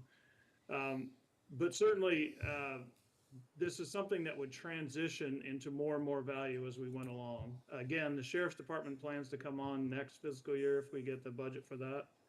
And that's a huge swath of the county right there. I keep hearing that as we get the budget for, which translates dollars. All employees or just hourly employees? I mean, like, no, I mean, we would keep it the same, the ones that are completing timesheets would be the. Everyone who's doing a timesheet. I think I'm ready to clock out. So I guess the question to the court is there enough department that represents enough people that think that there's a value here? Well, I think the jail, Judge, if the jail's going on it, Well, but the price is, it's not based on per employee, it's a straight across the board price, right? yeah. So you got to figure out, I guess we need to figure out, is that enough? Are we getting enough, for that's cost, is it covering enough people to do it? And then others, as we go along, may adopt to go to it as well. I was on a similar, system back in my prior life, and we all pushed back and all that, but it turned out it was easy to do. But, you know, That was banker's hours, right? That was. yeah. I learned that was a lie. So, You know, if we could, I think deferring might be the appropriate thing to do today. And then what I think we need to do, as Commissioner Smith mentioned, is go out to the barns and let's talk about this and let's see how efficient it is and how it could work into what we're doing. And if it's an easy transition, I get that, but you're still gonna, I mean, I've been in time clock systems before, and you forget to punch when you get in, you forget to clock out when you go home, and you're still gonna have things that you're gonna have to manipulate and take care of, so. And that should, I mean, those things should already be occurring, whatever log an office is keeping. So, but just to add. yeah, and the promise from audit is that they won't add any more people in the next 10 years because we adopted this system, right? Okay. There's But this budgeting isn't- for you right there. Yeah. This isn't, and this isn't something that's uncommon. I think we're probably in the minority that we are still using paper timesheets from what I get. There is an entity as large as we have become. Okay, so I would make a motion to defer and request that whoever parties may be, get out and visit with us at Road and Bridge. Let's go to the barns and talk about it with the foreman, assistant foreman, and let's see. And that's just from our perspective. I don't know, and I hear that the jail's good, this, that, and the other. I would like to hear from them saying, hey, yes, we are good with it. We'd So like to I go think that's a forward. good point there. So first of all, is there a second to that motion? Second. All right, we have a second. In discussion, I think that Road and Bridge would be a good place to start because it has the most challenge, I think, in using this. It seems to be.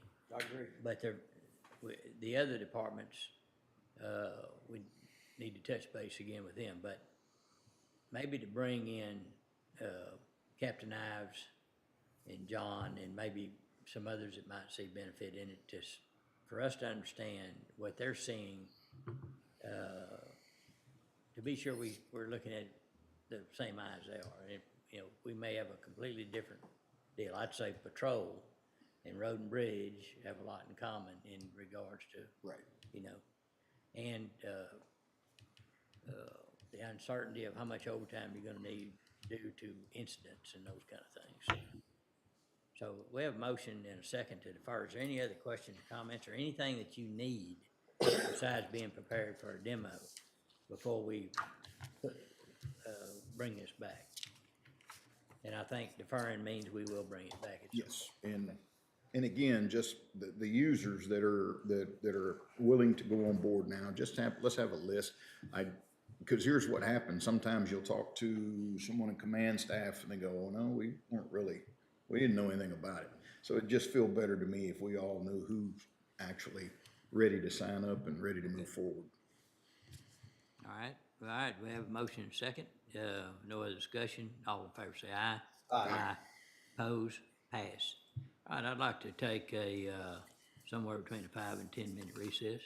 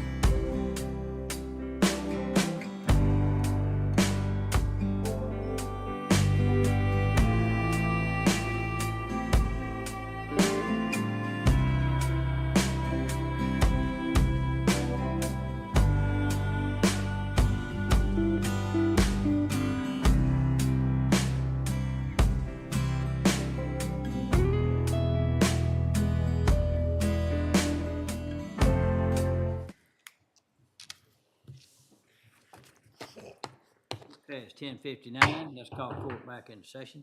All right, Dustin?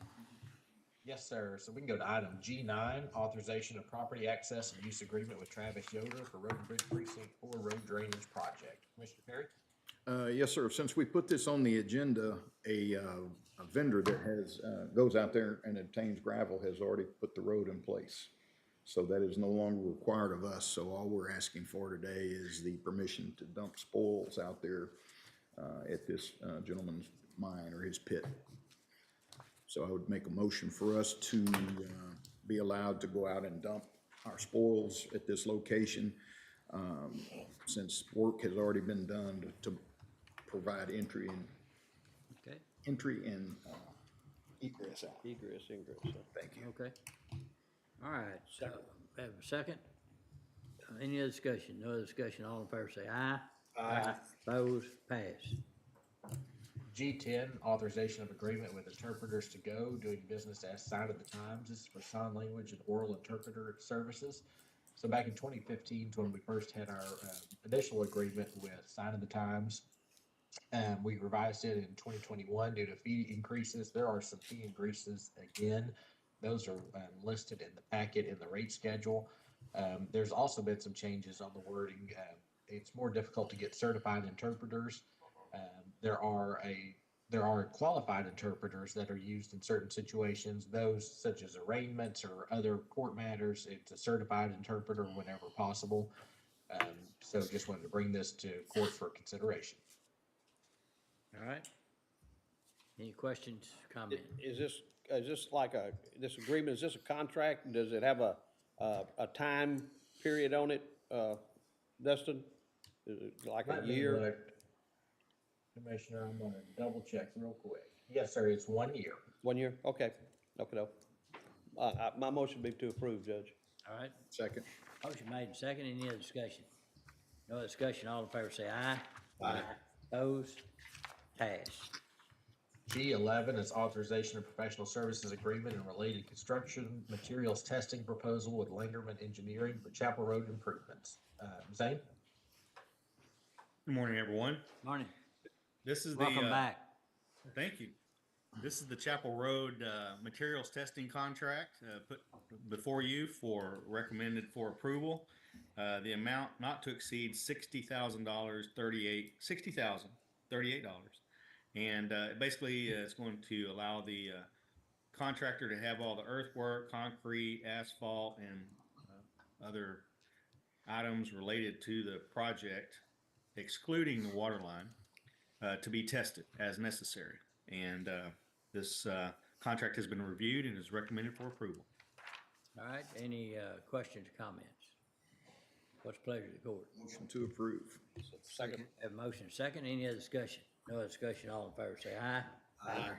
Opposed, pass. G12, authorization of pricing supplement agreement with TransUnion Risk and alternative data solution for searches, reports for the sheriff's office. David?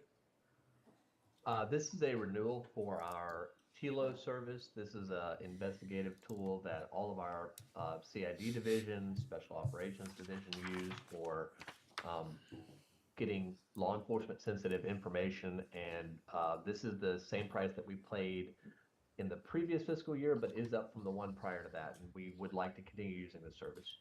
All right, any questions or comments? All right, what's the pleasure of the court? Move to approve. Second. Motion made second. Any other discussion? No other discussion, all in favor say aye. Aye. Opposed, pass. G13, regarding the second professional consulting contract addendum with LEN. This is an invoice totaling $5,500 for professional services related to water planning through February the 2nd. It's been reviewed and is recommended for approval. All right, any questions? Not, I'll make a motion we approve. Second. Motion made second. Any other discussion? No other discussion, all in favor say aye. Aye.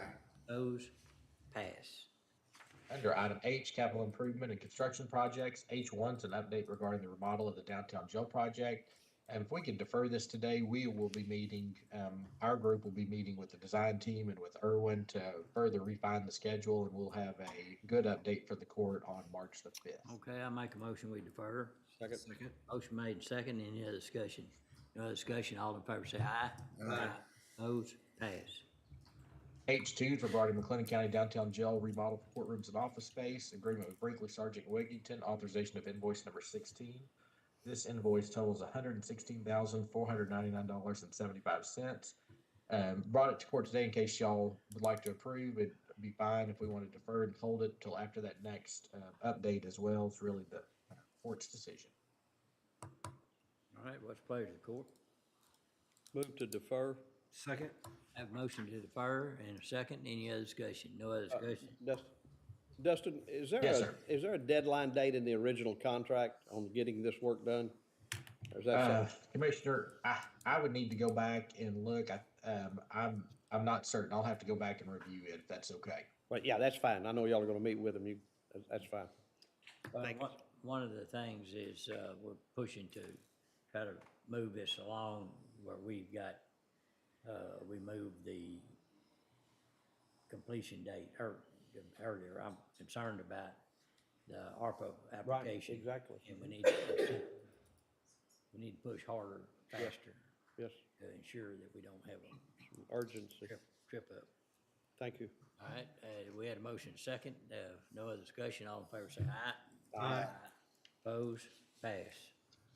H3 is regarding capital improvement projects for the Cameron Park Zoo, agreement with City of Waco, and invoice number 31095. Francis? So this is the monthly reimbursement invoice from the city. It totals $1,752,291.38. So it is the work that's been done in the last month on the zoo projects, and we have reviewed and recommend it for payment. All right, what's the pleasure of the court? Move to approve. All right. Second. Have motion second, any other discussion? No other How far discussion? along are we?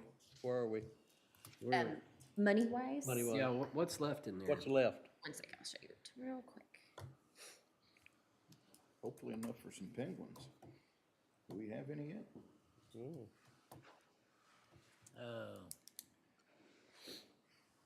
Not sure. What do they look like? So,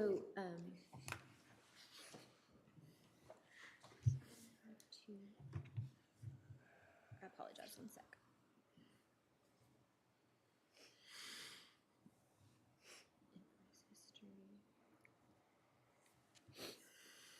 So to date, the invoices received are right under 13 million. And what was the total? So 14. So the original budget was 14 and a half, and we have received interest to date. And so we actually were planning on the next agenda, bringing a budget amendment to move the unallocated portion of that fund and place it in some of those projects. So we'll bring that to you. on So the next there's agenda. a little over $1 million left on the original. Okay. Yes, sir. So this amount right here will bring us to 13 something? Right under 13 million. Right, okay, all right, thank you. Okay, any other questions? All in favor say aye. Aye. Opposed, pass. H4 regarding construction of Panther Branch Road Bridge at Rock Springs Creek, agreement with Knife River Corporation South, authorization of the application for payment number 2. Zane? Yes, sir. So this is pay application number 2 totaling $43,270.51 for the construction of the bridge on Panther Branch Road. The application has been reviewed and is recommended for approval. Okay, any questions? Motion to approve. Second? Have a motion and a second, any other discussion? No other discussion, all in favor say aye. Aye. Opposed, pass. Under item I, budget amendments, I-1s regarding the FY24 budget. Francis? So we have 6 budget amendments for 2024, and so I'll run through those, starting with I-1A. This is a budget amendment request in the general fund for maintenance of buildings, and he's requesting, there's a request to move from the repair and maintenance line in the district attorney's office budget into MOB, and then that will allow MOB to replace flooring on the 4th floor of the annex.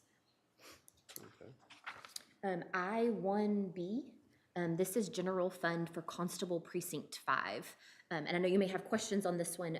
Chief Deputy Klinica is here with us as well to answer any detailed questions. But the first 6 lines of the budget amendment are to account for the position that was approved in October. You added a position after the budget was adopted. That position is now filled. We wanted to make sure, to wait until it was filled, so we only move the amount needed. And so you'll see those payroll lines there needed to be increased. And these other items requested, I know you went over these, and these are in line with the other constables' offices and what they're requesting and what they have requested, right? For the most part, and I can walk through those real quick. Would you like? Yeah, and Deputy to come up certainly, as well? Constable, come on, yeah. And so walking through there, and I know he can speak with much more detail on the need. But then after the payroll lines, there's a request to increase the uniform allowance line. The allowance that's in there currently is what other constables received. Right. So they're requesting something in addition, but he has justified why that amount is not sufficient. And then supplies, there's an increase of $1,000 to supplies. The motor vehicle operating line, you'll see that we only budgeted $100 for fuel. The constable was allowed a car to use for certain circumstances, and so he felt it was going to be very minimal use, and so they are going to need an additional $200 in that line. At this time, that's the estimate to get through the year. There's an increase to the telephone and internet line, and that is for the cell phone for the new deputy, for the new position. An increase to other services and charges for the ability to research and look up for civil cases, people's information, the whereabouts for those cases.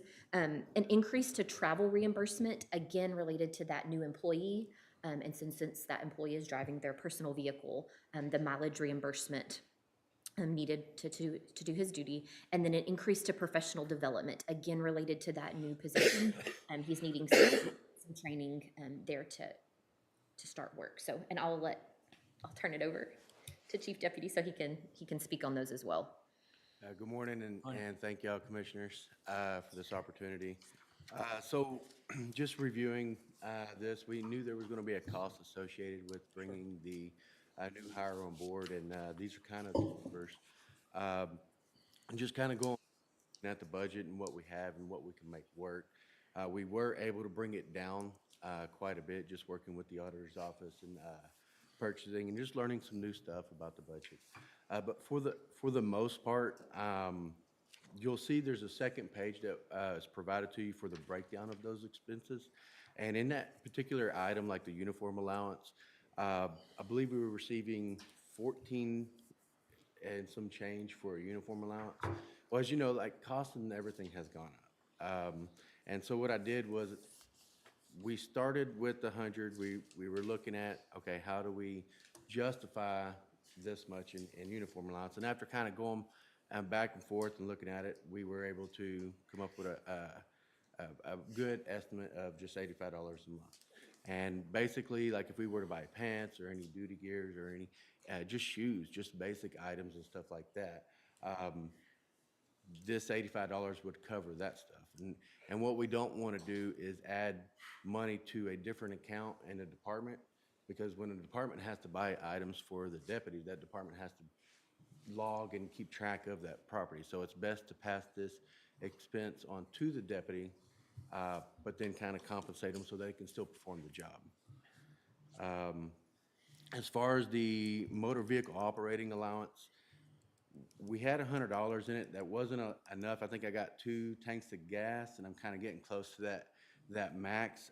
But this primarily is for transporting, or if we were going to go to a writ of possession or something where we have reason to believe they're still in there and they're not going to leave, we may have to transport them to jail or something, and just having that resource available.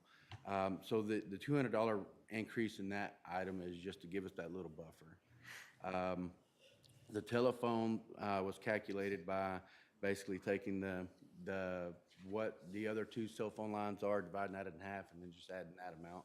It may come down once we get the final number from the carrier, but not by much. I see it being pretty close to that number. The other services and fees, that TLO service is a very good resource. They originally wanted to charge like $120, but we were able to work something out with them because we wouldn't need it as what they were wanting to charge. And so we came up with a new price of $75. And over the course of the remaining 8 months, it's $900, and that's why you see that. The travel reimbursement, I listed several points, but basically, if you'll notice, if you add all these points up, it justifies the 18,000.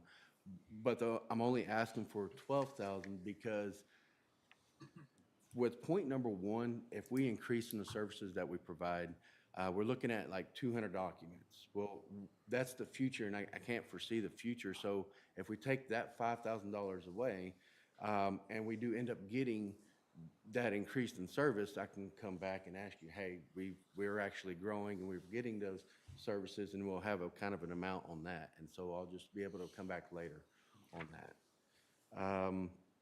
And then as far as the professional development, this is a good employee. He's completing his primary FTO training, doing very good. This will be his last week.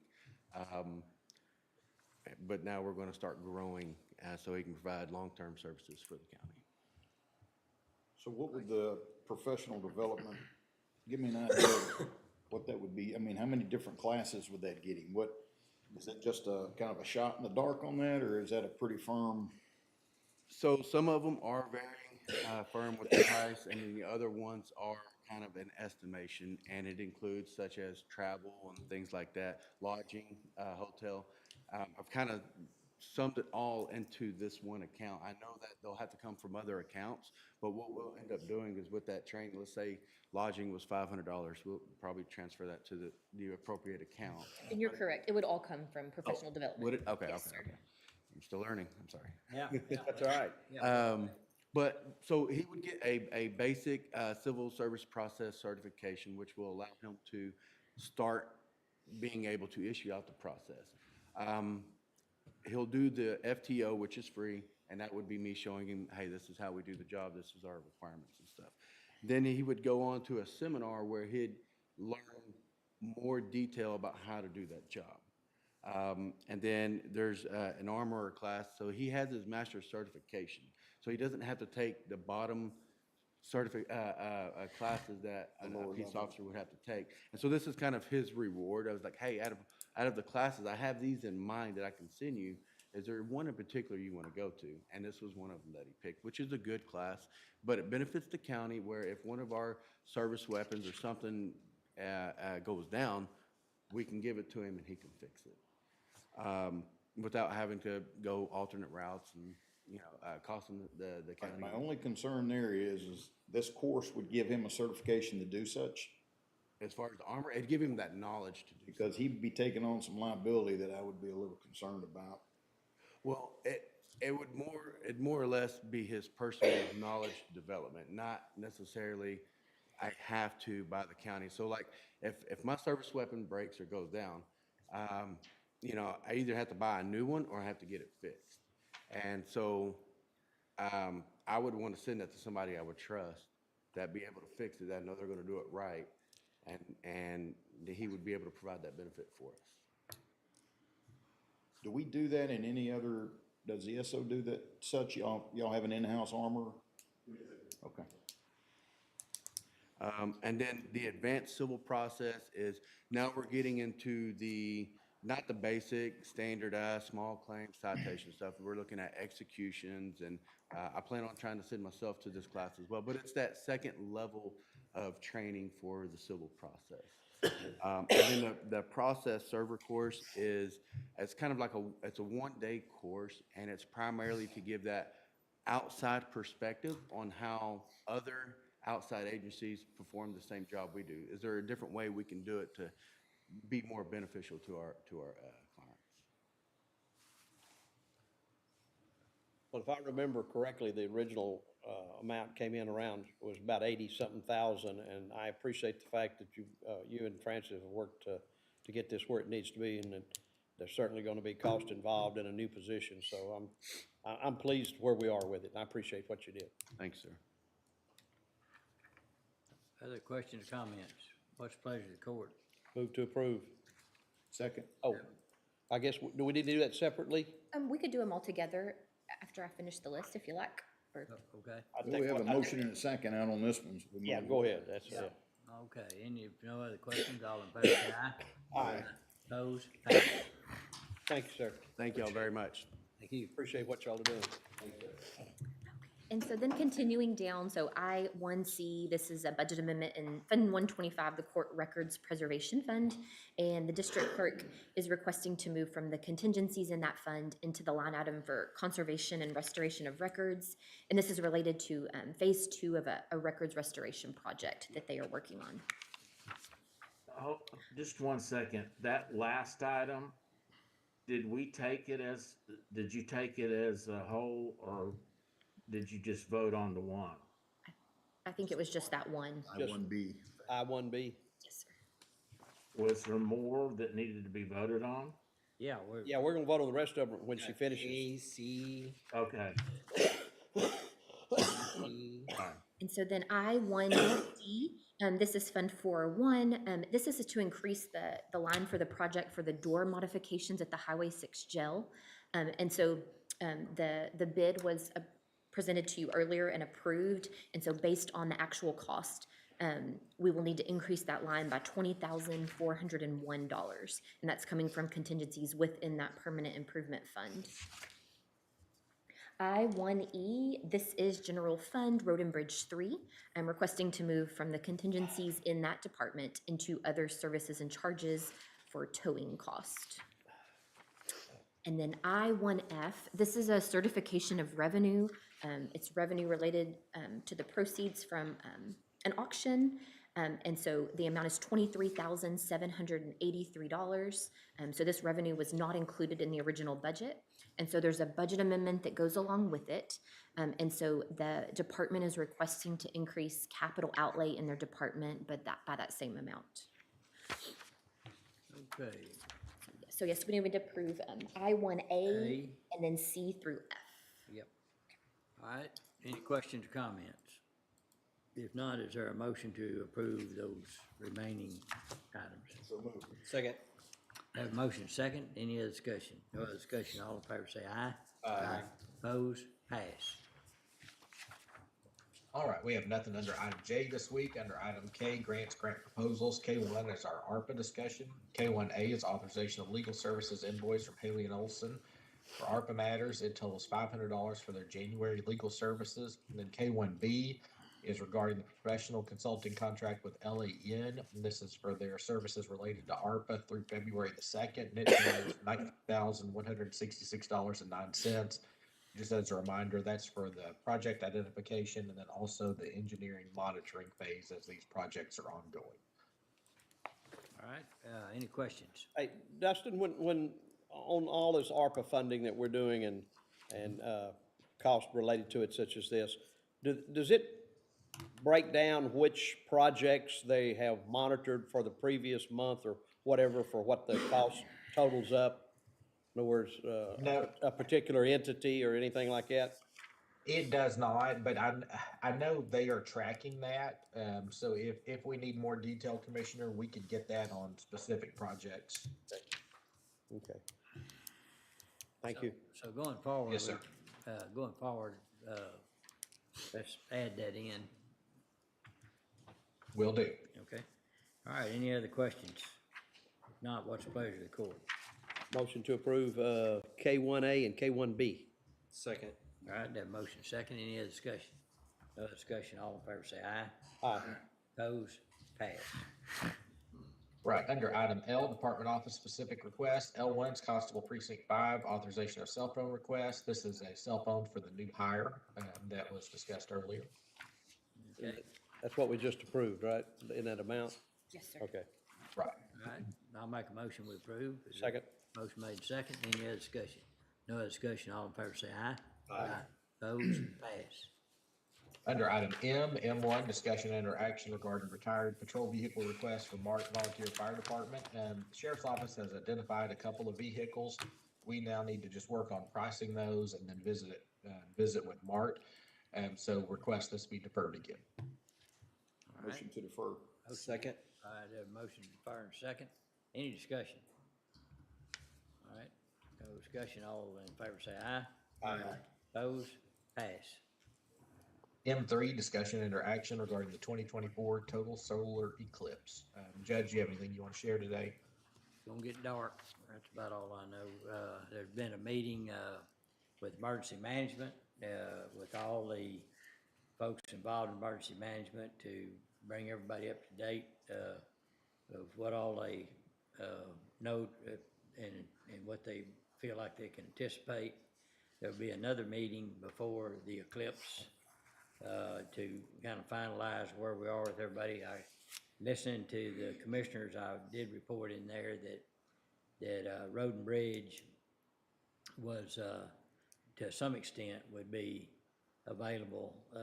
I'm not saying full crew, it's up to each commissioner for that, but there could be a need for, first of all, advanced preparation, which mean mowing ditches and things to cut fire hazard back. And the other thing is maybe have a vehicle with, that's pulling a tank with fuel for those that, if they do get trapped in traffic, and it's not just the county, the city and many entities are providing fuel or have it available. And then I guess lastly would be to tow or pull people out of the pathway to let traffic move. And so, some will have, but I guess, well, every precinct's close to a major, highway or, it's either state or federal. And so there could be a need, encroaching into that area as well. But the next and last meeting, we will invite all the commissioners and our foreman to come to that. But in the meantime, if they have any questions, bring it forward, and we can probably answer those and take them through Dustin, and he will work with emergency management to bring everybody up to speed. Judge, can I? Yeah. Present a few questions to the court? Yes, come up. Something else, just by the way, was found out yesterday is there are hotel rooms that are still available. Yeah, we did find that Yes. out, yeah. So if you know anybody looking for one, tell them to go over to the Captiva. Cadence, or what's the name of it? Yes, I don't know.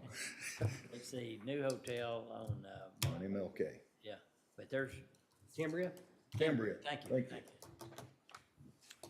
Morning, Judge, morning, Commissioners. Morning.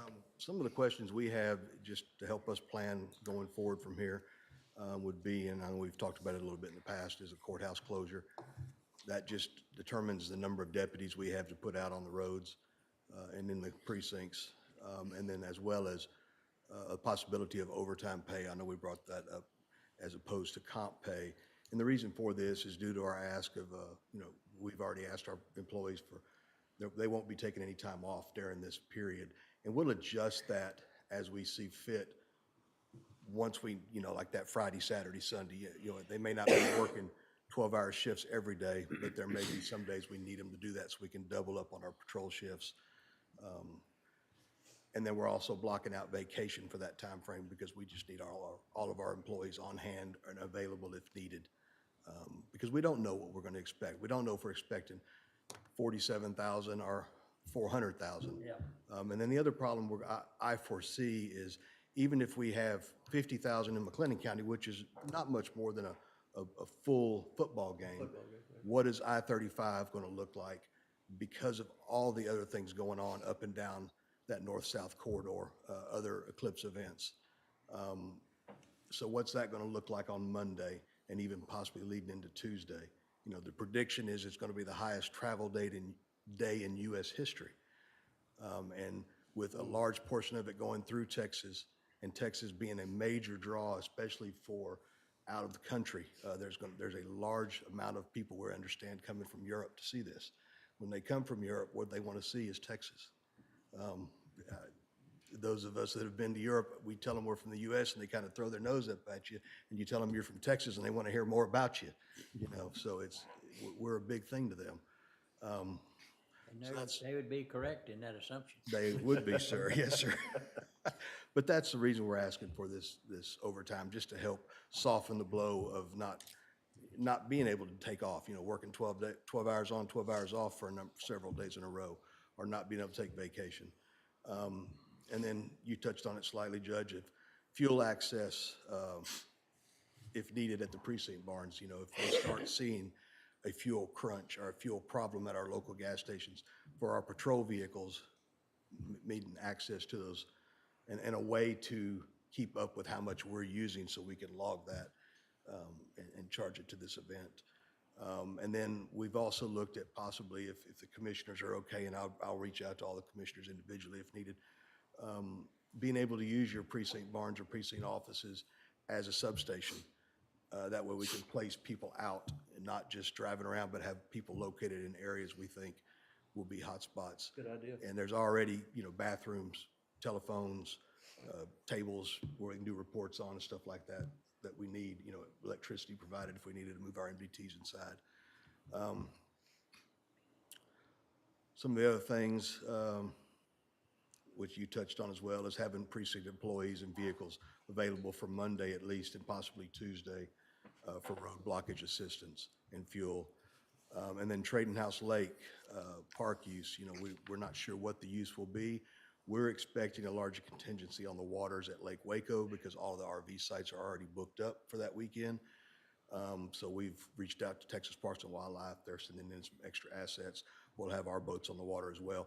My plan is, if needed, is to have one boat with 2 deputies on the water at Trading House, because we're kind of anticipating it to be a spring day, and possibly that's a good place to see this from, is a boat. But have one boat on the lake there, as well as deputies on ATVs. If the park is especially crowded, those ATVs make it easier to get in and out of there. So they'd be able to provide security there. And then we'll have a substation probably at Commissioner Miller's precinct, because that's a close location to Hallsburg Lake and that whole area, Highway 6, 164, all of these major these state highways. If I-35 does shut down, everyone's going to go to their Google Maps, and it's going to alternate, them to 6, 84, 77, 31, all these other thoroughfares. So we're going to try to have deputies in those areas to help prevent problems. So just some of the things we have that we, kind of need some advice and direction from the court on, so we can continue forward with our plans. Yeah, in regards to the park and its usage, I think we need to figure out some kind of layout of where we've got some control on, Where they can, where they can park and be able to not tie up, or where they can get in and out. In other right, words, not an block that organized through parking road, plan yes, sir. of I some agree. sort. And so, that's where I'd ask, TJ and Zane, to help, also help design that, and y'all talk about the, make us, or be sure we focused on safety in and out of there. Okay. Some kind of control where we don't let something.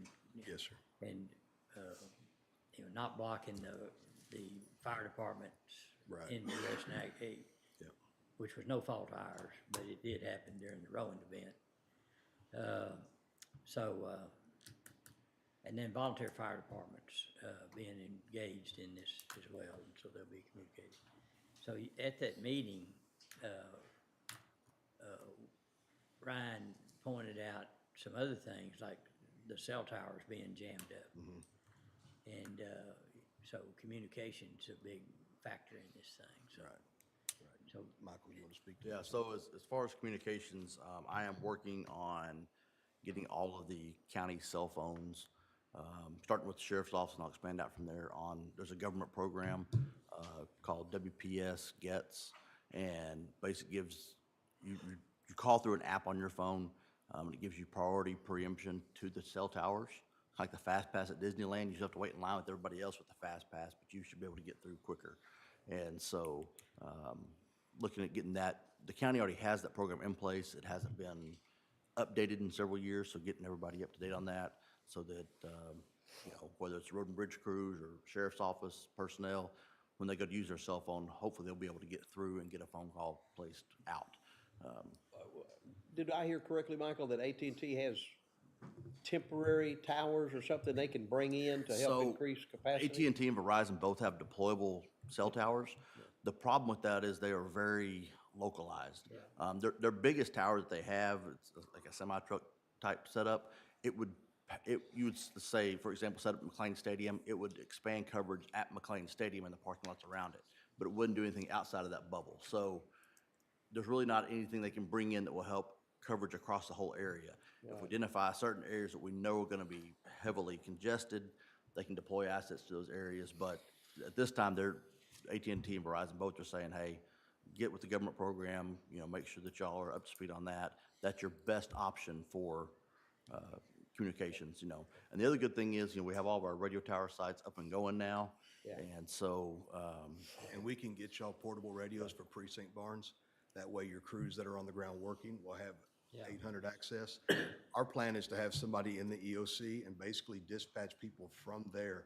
So that person would reach out to your precinct supervisors or directly to your trucks, however you want, and be able to direct them around using our 800 system. That way we're not relied on the cell network. yeah, we've expanded our talk groups, channels basically, to where we have some availability for Available events channels? like this to go on, yes.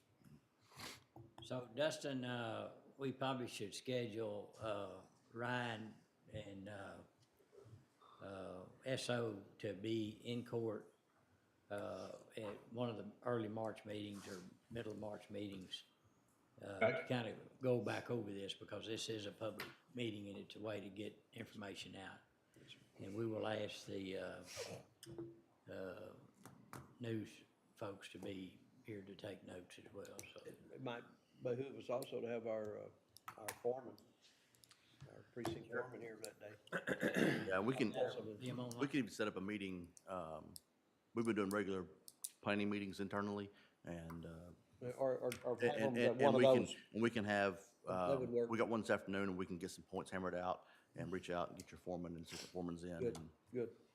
I would ask that we can do it if we can at the earlier March meeting, Okay. so we can get our plan developed completely, because we're waiting on some input from y'all.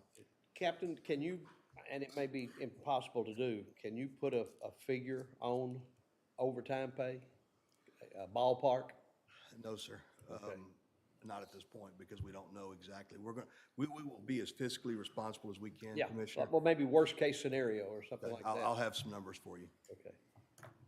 So at that meeting, would we decide then if we're gonna close the courthouse or? Well, so I'm gonna recommend that we do, because that way courthouse security would be available to work patrol or wherever they assign them to. And when I heard that at the emergency management meeting early in the week, or last week rather, I was thinking, well, that pretty much answers that question. Yeah. Okay. And I do know that number of local school districts have decided to close. Yeah. You know, Midway and Robinson, Conley, Bosqueville, McGregor. Yeah.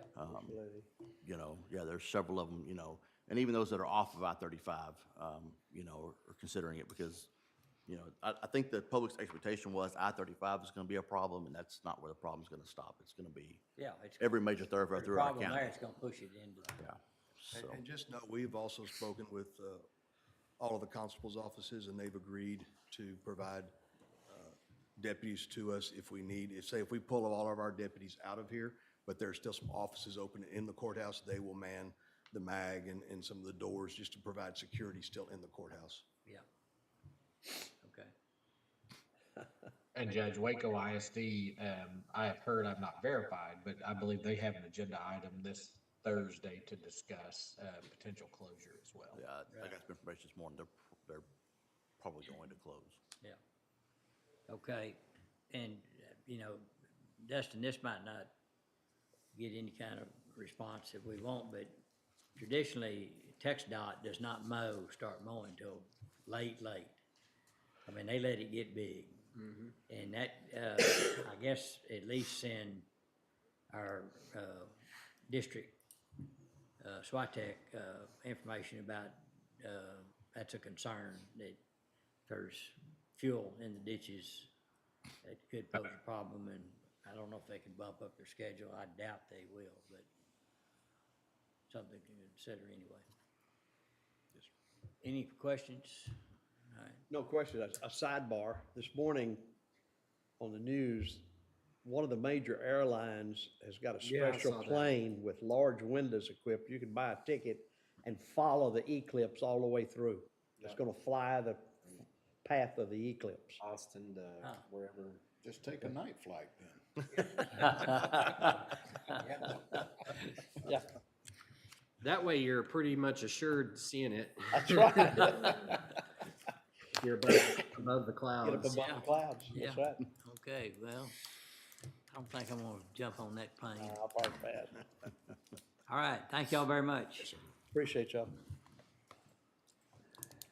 So Dustin, let's see, we need any, Where was that? I don't think we need any action today, Judge, but we will, for the March 5th, we'll have an order on about overtime for the court's consideration, then we'll have Ryan here as well with the SO. all right, and if you could get the committee on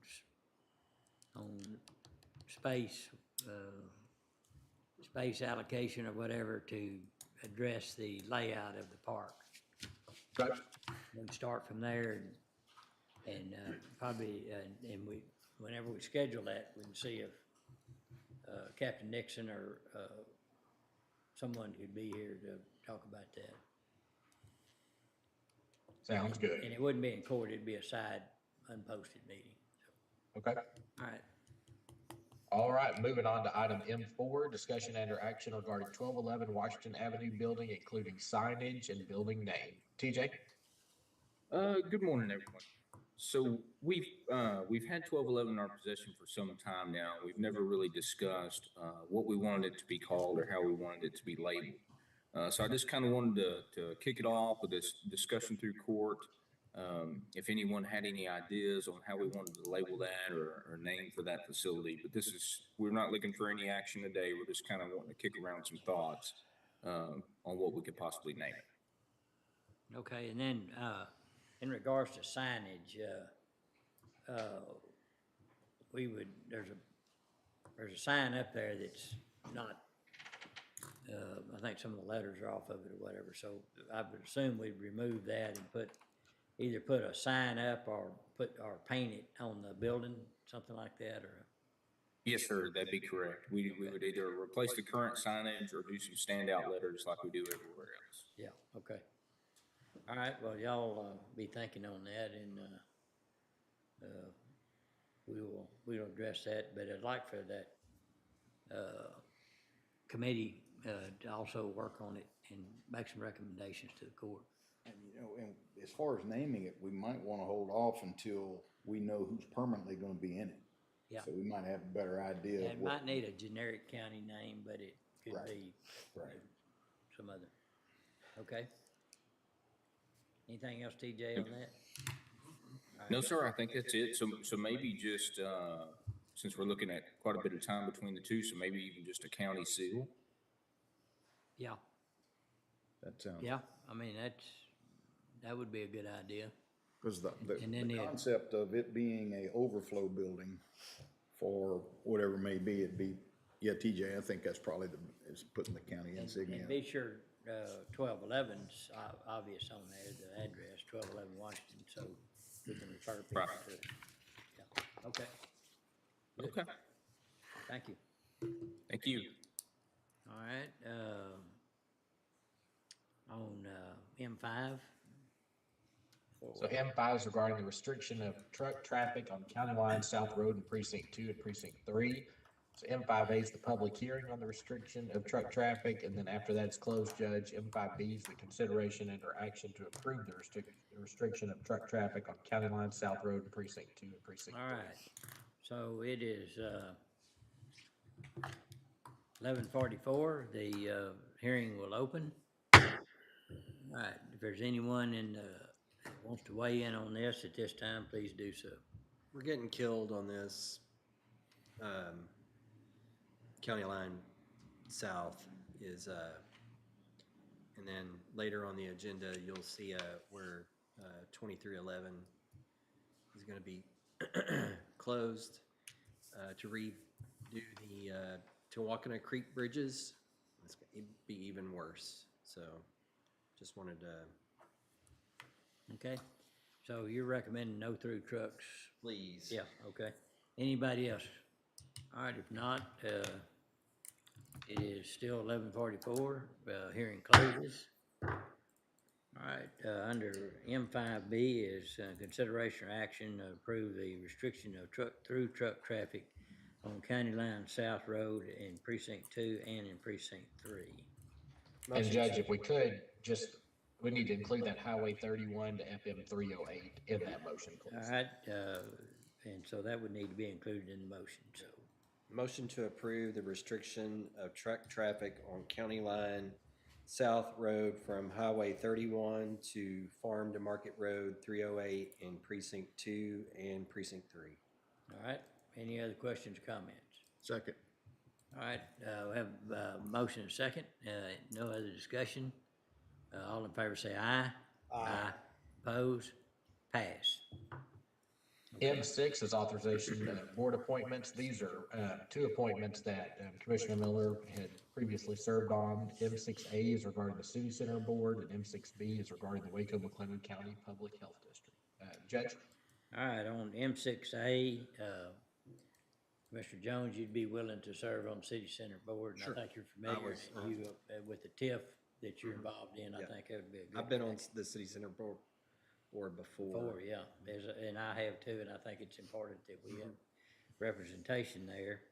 And so I'm gonna make a separate recommendation on M6B, that if Commissioner Smith's interested in serving on the McLennan County Public Health District, I would make that recommendation as well. So I'll make a motion to that effect. I'll second that. All right, we have a motion and a second. Any other discussion? No other discussion. All in favor say aye. Aye. Oppose? Pass. M7, authorization of temporary road closure for Texas Department of Transportation Bridge Replacement Project, FM 2311 at Tawakona Creek and Tawakona Creek Relief. Zay? Yes, sir. So TxDOT has provided us a document to sign just to acknowledge that we know about their plans to replace the bridges on FM 2311. And they will close the road. They will close FM 2311 and create a detour using Highway 31 that will go northeast outside of our county up to Farm to Market 339. And then that's roughly, I think it's by Rome, but then it's going to go northwest up to FM 308. And I'm sorry, Highway 31 is to Mount Calm, and then take FM 339 northwest to Byron, and then come back down FM 308 to get back to FM 2311. That'll be the detour route. This document before you is just wanting for the court to know and recognize that they're going to be closing FM 2311. And so it's recommended that the court allow the judge to sign this document and return it back to TxDOT. And as was previously mentioned, the no-through trucks that just got approved does lie within this detour route. So trucks that would normally cut through on FM 2311 may have, when it's detoured, may try to go up McLennan County's road south, but they won't be able to because they'll say no through trucks, so they'll have to be for sure detoured up into Hill County and around FM 308. All right, any questions? Does this acknowledgement have to say can be, will be, or unable to be? Do we have to specify that, Zane, or what is that on this? It has a check box. Let me get the check box in front of me. I don't have it in front of me. Dustin, you have it in front of you? I would have to jump over screen sharing, Zane. Give me 1 second. Okay. I was just wondering which one of them we're doing, can be, will be, unable to be. Well, the Tech Dot's gonna be doing the work, and they are just letting us know, giving us notice that they're gonna be closing FM 2311, and there will be a detour route, and that they want our acknowledgement.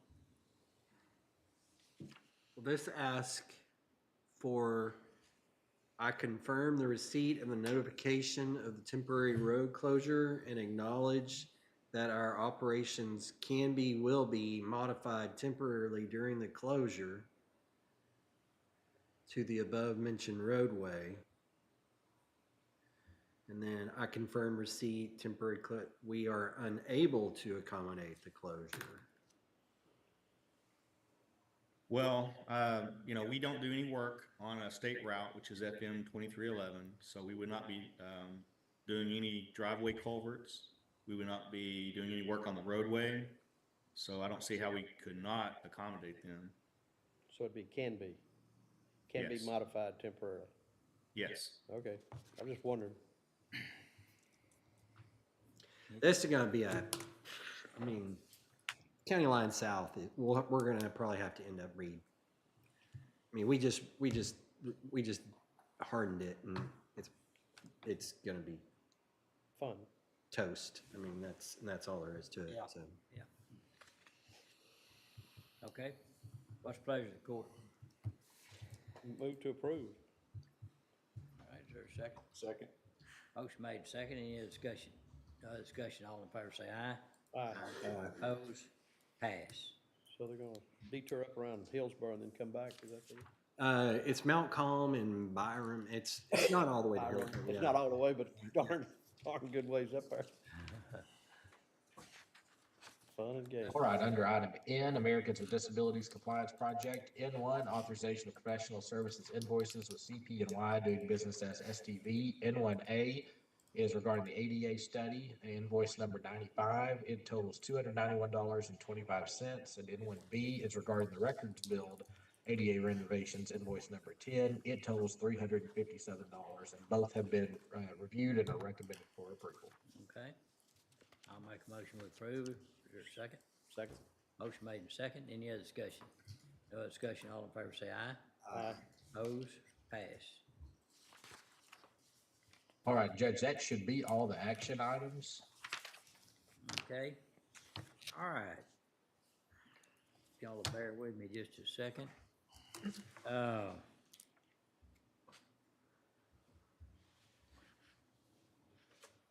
Under executive session, we should go under 551.071 under the code for legal discussions. Like for Justin Chapman to remain in.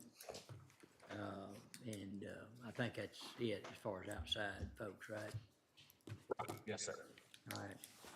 And Mercedes, if you don't mind, on this one, I'd like to ask you to step out as well. All right, it is 11:52.